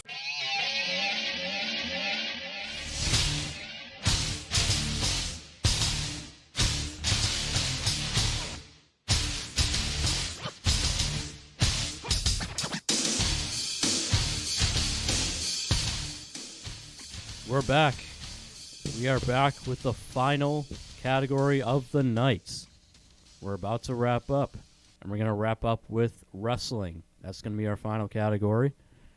So we're going to start with Best Feud. Yes, Best Feud of 2019. All right. So here are your nominees for Best Feud of 2019. Adam Cole versus Johnny Gargano. Daniel Bryan versus Kofi Kingston. Kenny Omega versus Pac. Keith Lee versus Dominik Dijakovic. Chris Jericho versus Cody Rhodes. And the Young Bucks versus the Lucha Bros. So we kind of, while we were deciding everything, we kind of had a quick talk about all these, but we'll kind of just reiterate it on air. So give us the winner. Yeah. Your winner is the Young Bucks versus the Lucha Bros. So Adam Cole and Johnny Gargano was a great feud. Mm-hmm.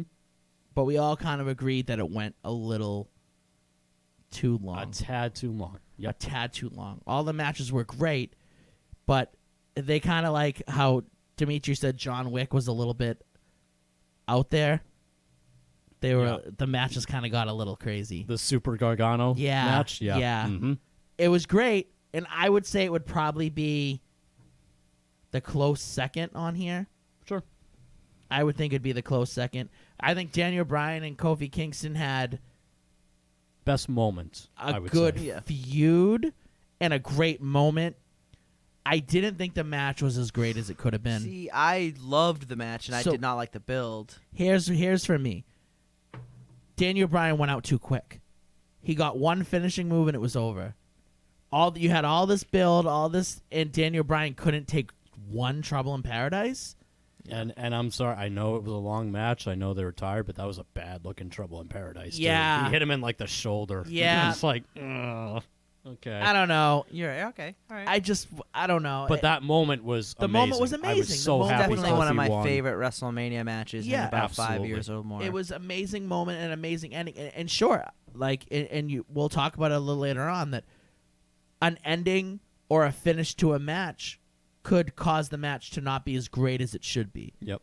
Becky Lynch versus Charlotte versus Ronda Rousey. And we'll definitely talk about that when we get to match of the year. So your winners is Young Bucks versus Lucha Bros. Mike, did you get a chance to see this match? Was it All Out? It was, yeah. I think I watched a little bit. It wasn't a ladder match, right? It was the ladder. It was the ladder match. This is their feud anyway, so we'll get into that. Yeah. But I think they just had the best feud of anybody here. Like, it was 3 matches. Yeah. Where they both traded off the AAA title, AAA tag team title. So that's the Mexican. If you're not a fan of Mexican wrestling, it is the tag team titles of the basically the Mexican WWE. Sure. I mean, that's probably a slap to them. I shouldn't No, really it's they're more than that, but they're the biggest Mexican wrestling promotion out there. Yeah. And they basically traded the titles. The Young Bucks had it. The Lucha Bros had it. Like, the Lucha Bros had it. Young Bucks won it. Lucha Bros won it back. Like, it was a phenomenal series of matches, and we'll get into it later. We'll get into a little bit more later on in the segment. But let's get to Best Junior or Cruiserweight, and your nominees are Will Ospreay, Shingo Takagi, Angel Garza. I don't know why I said Garcia. Yeah. I'm drunk tonight, guys. I'm One done. half of one. He's had one Sam 76 and he's done. I mean, that's Wow. like Yeah. really. Yeah. Angel Garza, Leo Rush, Isaiah Swerve Scott, and El Phantasmo. They're all great juniors or cruiserweights, but there can only be one, and your winner is Will Ospreay. Yeah. I think that he had the best year of a junior for sure. He's had a ton of great matches. Basically, every G1 match he had was a must-see match. Yeah. It was a great match. Yep. He didn't have like one bad match. And you could arguably say the same thing about the Best of the Super Juniors. Yeah. So what was really cool is Ospreay was the junior champion for 2019, basically. Mhm. For the whole year, he basically had the title, or majority of the year at least. And he defended it through their basic tournament. And then he jumped up in weight and joined in the heavyweight tournament. Yeah. Later that year. Yep.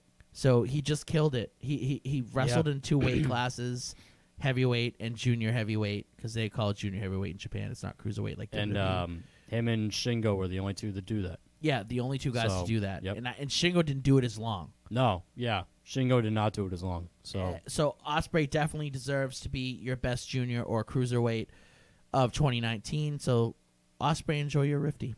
yeah. Absolutely. Mike, would you like to read best tag team, please? Of course. So the Rifty for the best tag team in wrestling goes to these people in the category.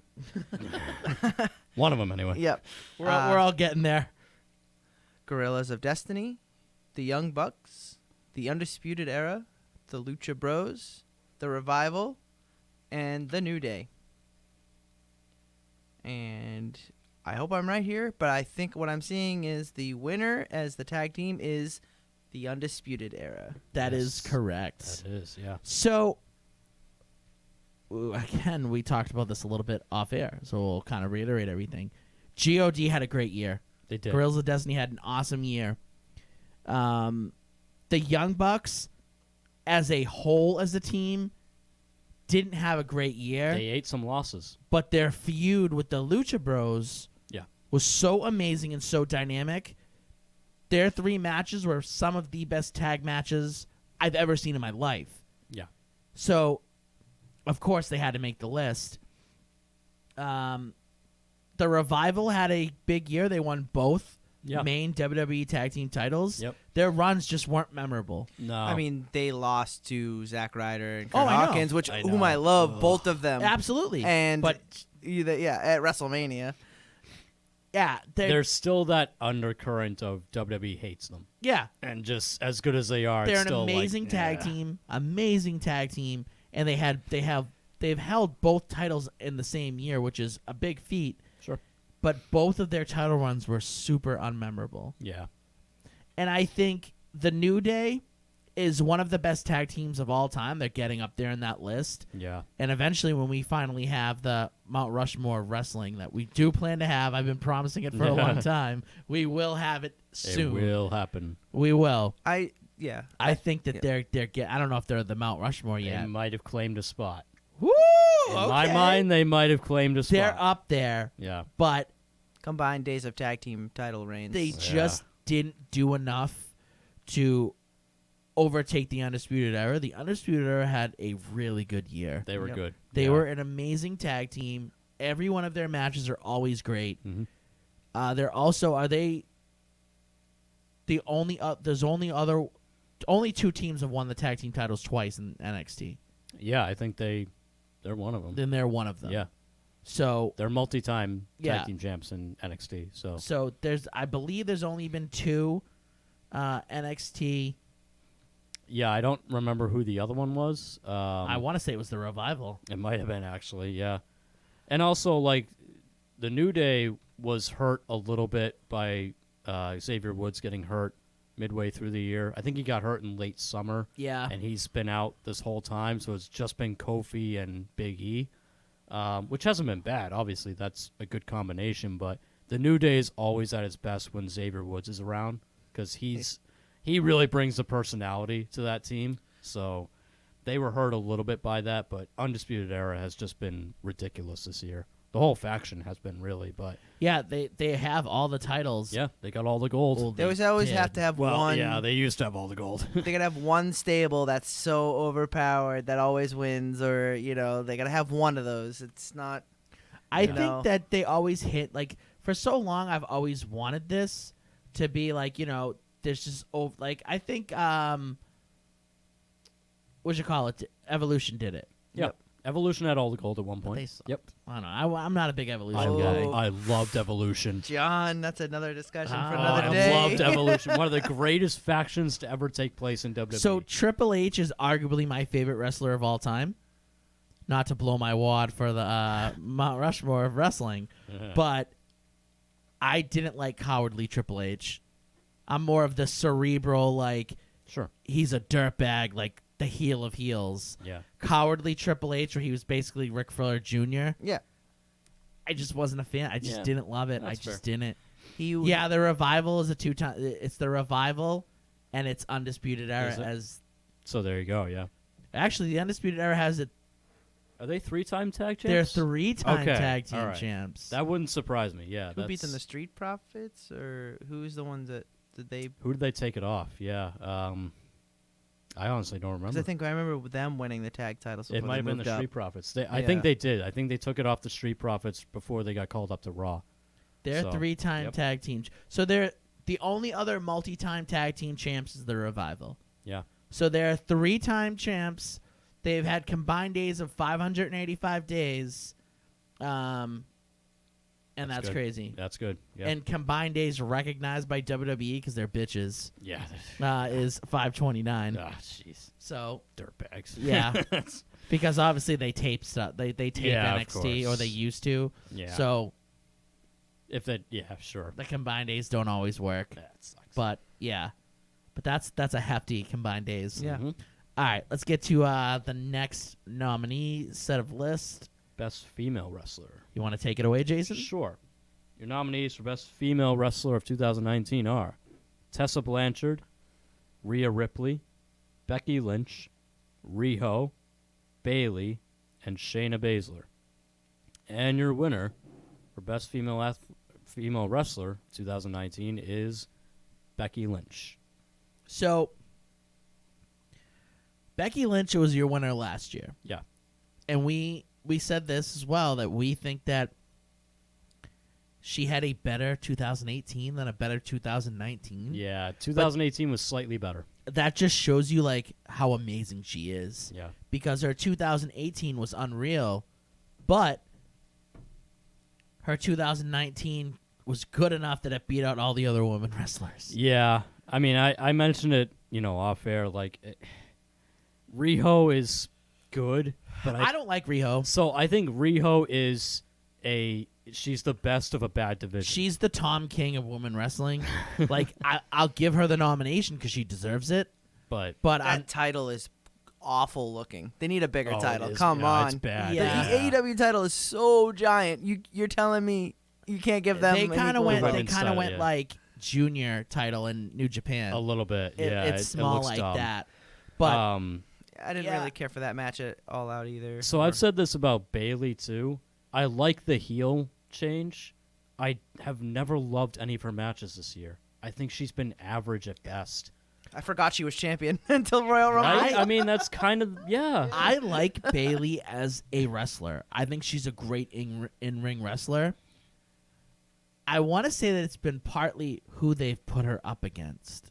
Maybe. Her like partners in the ring haven't been great. I guess. As much as everybody loves Lacey Evans, she sucks. Oh, I actually think Lacey Evans is good. You think so? Yeah, I do. No. I don't Push know. too hard, I'm too not green. I'm not a fan. No, I think she's like, I want her to win. Green as hell, in my opinion. I don't know. I think Bayley's a really good technical wrestler, and I don't think you get the art of technical wrestling is kind of dying in my opinion. Oh, it is. Yeah, It's definitely dying, and she's a very technical wrestler. And for WWE to let her be, I mean, she used to be more technical for sure they're definitely kind of watering down her matches, but I don't know. I've just been a big fan of Bailey. Now- and I would like to see her wrestle some more, like some quality. Yeah, you know what I mean. Like, I will say the one woman on this list who came very close to me to potentially winning was Shayna Baszler, who I've said from day one that as much as I don't like her being associated with the Ronda Rousey crowd, because I hate Ronda Rousey so much, she's the one that's actually proved it. She was on the indie circuit for a while. Then she went to NXT. She's actually had some good matches. I know it didn't happen in 2019, but her appearance in the Rumble on Sunday was awesome. She had a really good year. Just not her matches overall. so just we've not as said good. this plenty of times on the show. She is the woman Randy Orton. Yeah. She just has that slow, methodical style, but sometimes you can tell her heart's not in it. She doesn't wrestle. She doesn't give you the best match she can give you. It's when she's interested and she's on, she's on. See, but Bailey, when she does do that. You know what I mean? What do you like, mean? Well, when back in NXT when they were fighting, she was fighting Sasha Banks. It's like Yeah. you're saying like that, like, oh, okay, she knows what she's doing. She's got the heart Sure. for it. But you're saying that like when Shayna Baszler So- goes at that, she has no heart. So The, it's like no. boring. The basically thing is this: Shayna Baszler is a very technical wrestler. Yeah. and I like that. I like technical wrestling. I enjoy it. But here's the thing: when you watch Randy Orton, it's either a good Randy Orton match or a bad Randy Orton match. Or he's mailing it in. You can tell when he's mailing it in, and Shayna Baszler does that a lot. She mails it in a lot. There's a lot of times where if she put a little bit more enthusiasm in the match or a little bit more in it, it'd be a much better match. She probably would have won this year. But there's plenty of times where she basically just does, she like gives you like the cookie cutter match kind of for her, where it's like she just gives you enough to have the match. And then there'll be times where she gives all out and it's a great match. And it's like, oh. And Randy Orton can do that. Sometimes he gives you a quality match, and then there'll be times where it's just him stomping you for like half the match. Yeah, right. And he barely does anything, and then he RKOs you. I feel she does the same thing. And to me, she's the woman Randy Orton. Yeah. They have the same kind of style. She's more technical and submission oriented. But they both tend to mail it in. But none of them have the mic skills as Becky Lynch, and I think that's also another reason why she's just badass. I think she proves it, and her with the bloody face and everything last year, just it makes. I think Tessa Blanchard is very underrated. I know there's a whole thing of people saying whatever they say. I don't know.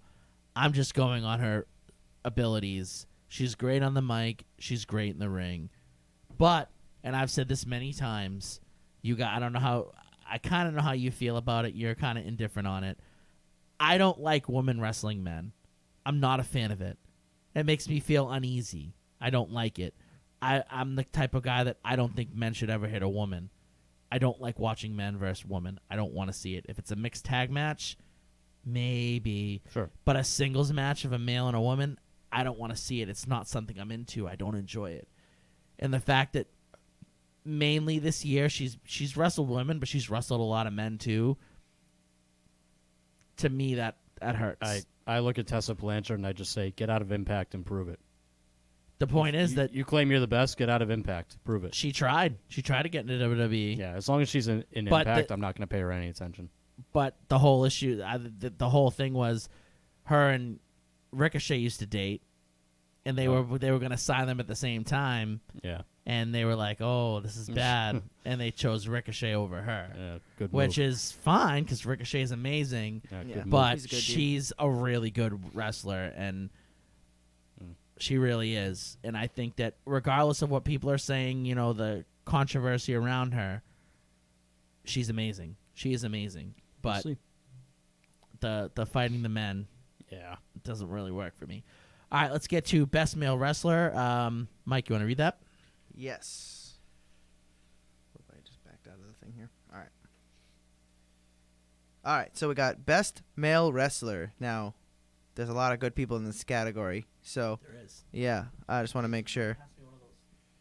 So the best male wrestler we have Adam Cole, Will Ospreay, Kazuchika Okada. Kazuchika Okada. But that's all right. Okada. Seth Rollins. John Moxley and or Dean Ambrose, because technically in 2019 he was Dean Ambrose.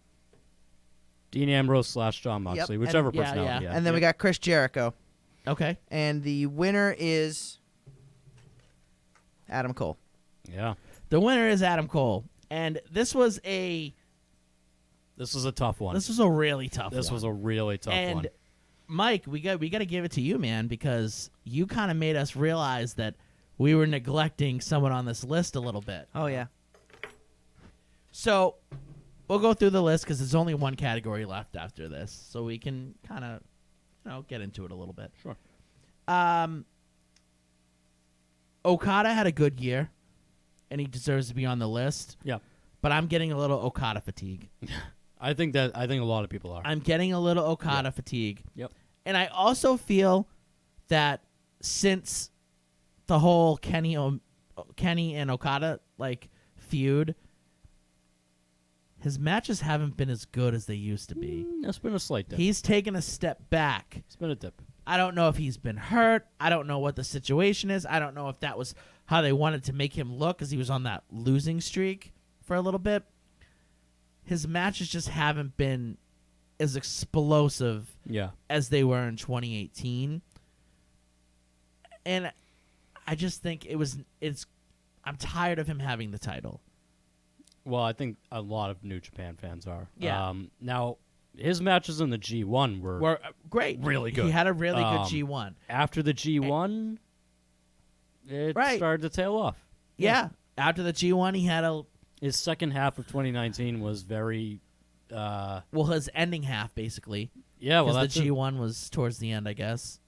Late summer. But yeah. So, I mean, late half of 2019 was okay. Fine. Wasn't great. The G1 basically got him on this list, to be honest with you. Seth Rollins, I've said this many times. I'm not a big Seth Rollins guy. I just feel his matches are exactly the same every time. He gets beaten up. He comes back. He dives out of the ring and hits you. He does some crazy top rope move. His matches are just always exactly the same. I don't love Seth Rollins, but he deserved to be on the list. He did, yeah. He does. Him beating Brock Lesnar at Mania was huge. That's big. See, but that's the thing. They give him that, and then they give him the Fiend, right? And I think his feud with the Fiend was not great. No, it was not great, No, and I that's don't probably that's partly why he's not higher on this list. Because I think if you asked me to number everybody, it'd be Okada, Seth Rollins, Moxley,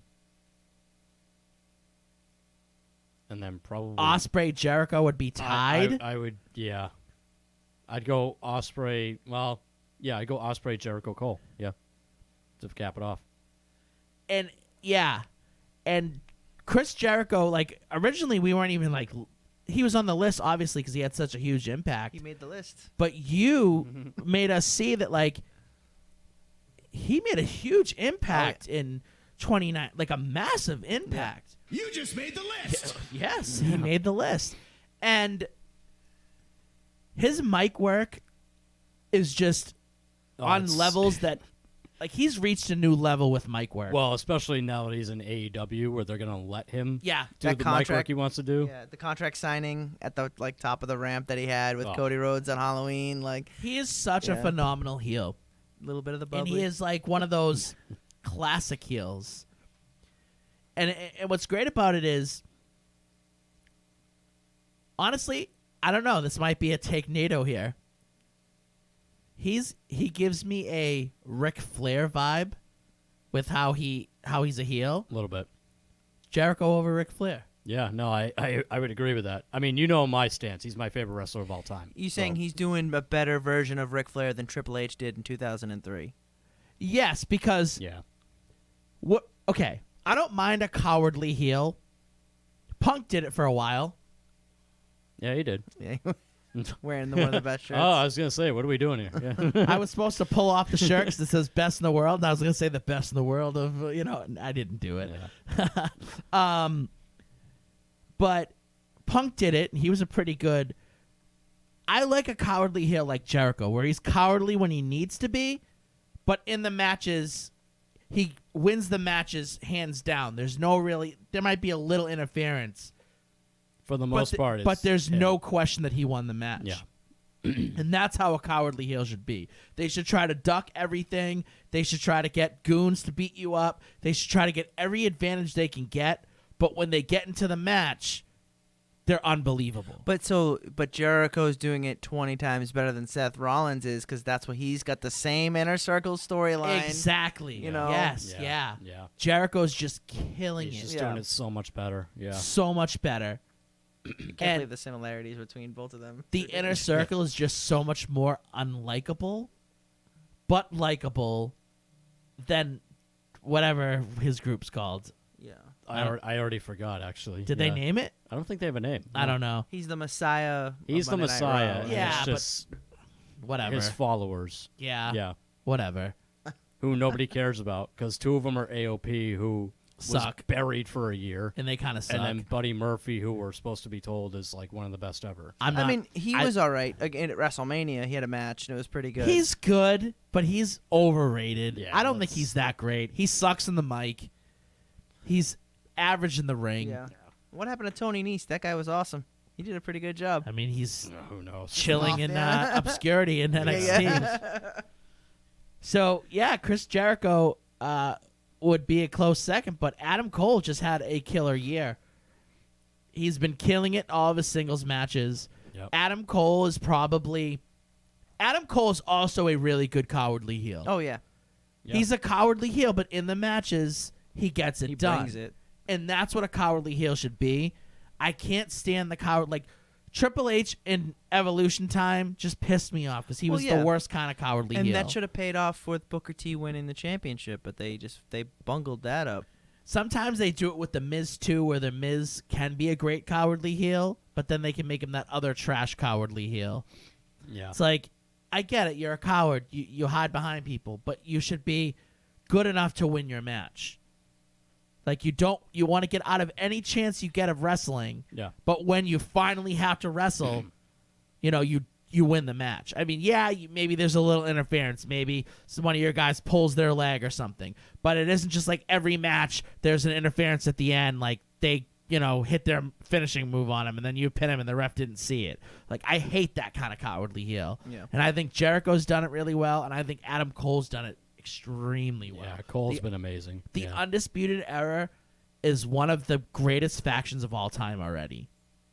Yep. No, absolutely. Unreal how I great could go they back are. and watch a little bit more of it. So Yeah. They are unreal. Yeah, that's some more of your homework. Watch. Yeah. There you go, yeah. And I haven't watched the main roster of WWE in like a month or two, except for the Rumble. And I've watched every week of NXT. Yeah. Honestly, I've been watching NXT first over AEW recently because NXT's been like really they've been killing it. They have been. They've been doing a really good job. So I'm hoping that Undisputed Era doesn't break up anytime soon. Yeah. But we should have had Greatest Faction at some point. Maybe next year. Maybe next year will be. So, final Rifty of the year. Jason, you want to read it? Sure. Match of the year. Match of the Coup year. de grace. The last wrestling Rifty. The final Rifty of the Rifties. Final Rifty Here of we the go. Rifties. Here we go. Your nominees are Kenny Omega versus Hiroshi Tanahashi at Wrestle Kingdom 13. Okada versus Will Ospreay. Johnny Gargano versus Adam Cole. Walter versus Tyler Bate. Ibushi versus Jay White. And the Young Bucks versus the Lucha Bros. Oh, no. Really? They wanted to get it out. I guess they woke up from their drunken... I haven't heard from you people all night. And I now know, all of a I sudden... know. I think it's towards the end of the night, so Wario's starting to wake people up. Yeah, right? Oh, come on. Get out of here. Oh. Yeah, go. Oh. Take care of him. Have a rotten day. Yeah. Oh, Wario, have a rotten day. Well, Whoa. they should. Anyway, you pricks. So, what was our match of the year? The match of the year is The Young Bucks versus the Lucha Bros at AEW All Out. So, I mentioned earlier that we'd get back to this, but let's quickly touch over everything before we get to that. So, Kenny Omega, Hiroshi Tanahashi for the championship at Wrestle Kingdom last year. Yeah. It was a great match, but I think it could have been better if Kenny wasn't leaving. Yeah. I think we got like a reinvigorated Tanahashi. Oh, yeah. Where like generally Tanahashi has his cookie cutter match. He does, his yeah. Tanahashi match, and it was a very different Tanahashi. So it deserved to be on the list, plus it was on a ton of other lists, so we put it on there. I think the next best match on the list would probably be, well, I can't say. You love Walter. Yeah. In this match, where would you put it on this list? Honestly, it would be third? No. Yeah, it would be third because it was just behind Okada versus Ospreay in the G1. So, you know how we said that a match having an ending that isn't good, not having a great ending or a justified ending kind of takes away from the match. And that did with two matches here. I think Ibushi, Jay White at the G1 finals, Jay White should have won that match. Yeah, he should have, yeah. And I think that hurt the match a little bit. I think the same thing goes for Okada and Ospreay at the G1. Yeah. Ospreay needed to win that match. He should have won that match. A great wrestling match isn't just the lead up to it or the phenomenal ring work. It's the story that it tells. Yeah. And some people overlook that. And I think the Okada Ospreay told a great story. But when you read a good story, what do you want most of all? You want a good ending. Sure. And I just think that the ending didn't match the story. Yeah. And I think that really hurt the match. And the same thing kind of went for Ibushi, Jay White. I mean, I was a little bit more biased there, but I think that the ending didn't match the story. Yeah. So those two kind of, for me, went down on the list. I think Gargano versus Adam Cole, best 2 out of 3, was amazing. It was a good match. Oh, it was great. But it was a little crazy. Yeah, a little too crazy. It almost. deserved to be on the list. Yeah. But it doesn't deserve to win. No. So the Young Bucks and the Lucha Bros at All Out is arguably the best tag team match I've seen in a couple years. I think their feud was definitely the best feud of the year. And this match, just the spots were just insane. Yeah. With tag team wrestling kind of dying until AEW emerged, tag team wrestling was kind of stinky. Mm-hmm. It was not good. And they've kind of brought it back from the depths, from dug it out of the grave, resuscitated it, brought it back to life, and now it's like, having a sweet job on Wall Street, like pounding out hot chicks. Like that's what the tag team division Well then, okay. is doing now. They went from basically dead in the water to, being a king in the streets. Sure. Okay. I don't know. I love this match. I think the spots were amazing. The double stomp into the package pile driver. Yeah. Disgusting. Gross. The throwing into the tables. Gross. And the match was just unreal. And it was Young Bucks at their finest. I think it really made me realize that the Lucha Bros are top-notch. They're a top-notch tag team. Yeah, they are. I always looked at them as individual wrestlers. They might be a better tag team than they are. I think, yeah. Than they are as singles wrestlers, honestly. So that, to me, it was just unreal. It was better than anything here because the ending was great. Everything was great, but there's nothing that I can really complain about the match. It was over the top, but I don't think it was over the top enough that I'd be like Gargano and Cole, where I was like, yeah. No, you didn't get any like Superman kind of stuff. Yeah. So. And I thought it told a great story, and it really brought their feud to a new level. I love the match. I love the feud, and they make me love tag team wrestling again. So yeah. How do you guys feel? Any closing closing words? Everything you said was beautiful, John. I would agree with all that. Yeah. So this is it. This is the final moments of the 2019 Rifties, the 6th annual Rifty Awards. So I want to thank you, Mike. Oh, thank you for for coming on the show. Yeah. I want to bestow upon you the Rifty for guest host of the year. Oh wow, thank you. Yeah. I think you deserve it. You definitely deserve it. Dimitri, of course, you pull in that best producer award, the greatest producer on the planet. Yahoo! Yeah, there you go. So that's it, ladies and gentlemen. We are done. The Rifties are. Yep. Get out of here! Oh. Get out of here! Get out of here! Okay, all right. I think it's time. We're Hurry out. up, will you? Hurry up, will you? Oh, wow. All right, okay. Get out of here! All right. Wario is like rushing people out the doors. He's done. Wow. We're out. Have a rotten day. All right, with that said, Thanks again, John. Thanks again. have a great night, Rifters. Thank you for getting through the Rifties with us. I think it's been one of the best Rifties of all time. Thank you, Mike, for joining us. Thank you, Jason, for being the best co-host on the planet. We will be back next week with a jam-packed episode of Static Rift. So, yeah, stay tuned because we got some big things coming down the pike in 2020 for Static Rift. So, thanks again, Rifters. We'll see you next Tuesday. Same static place, same static time. I love you all. Good night.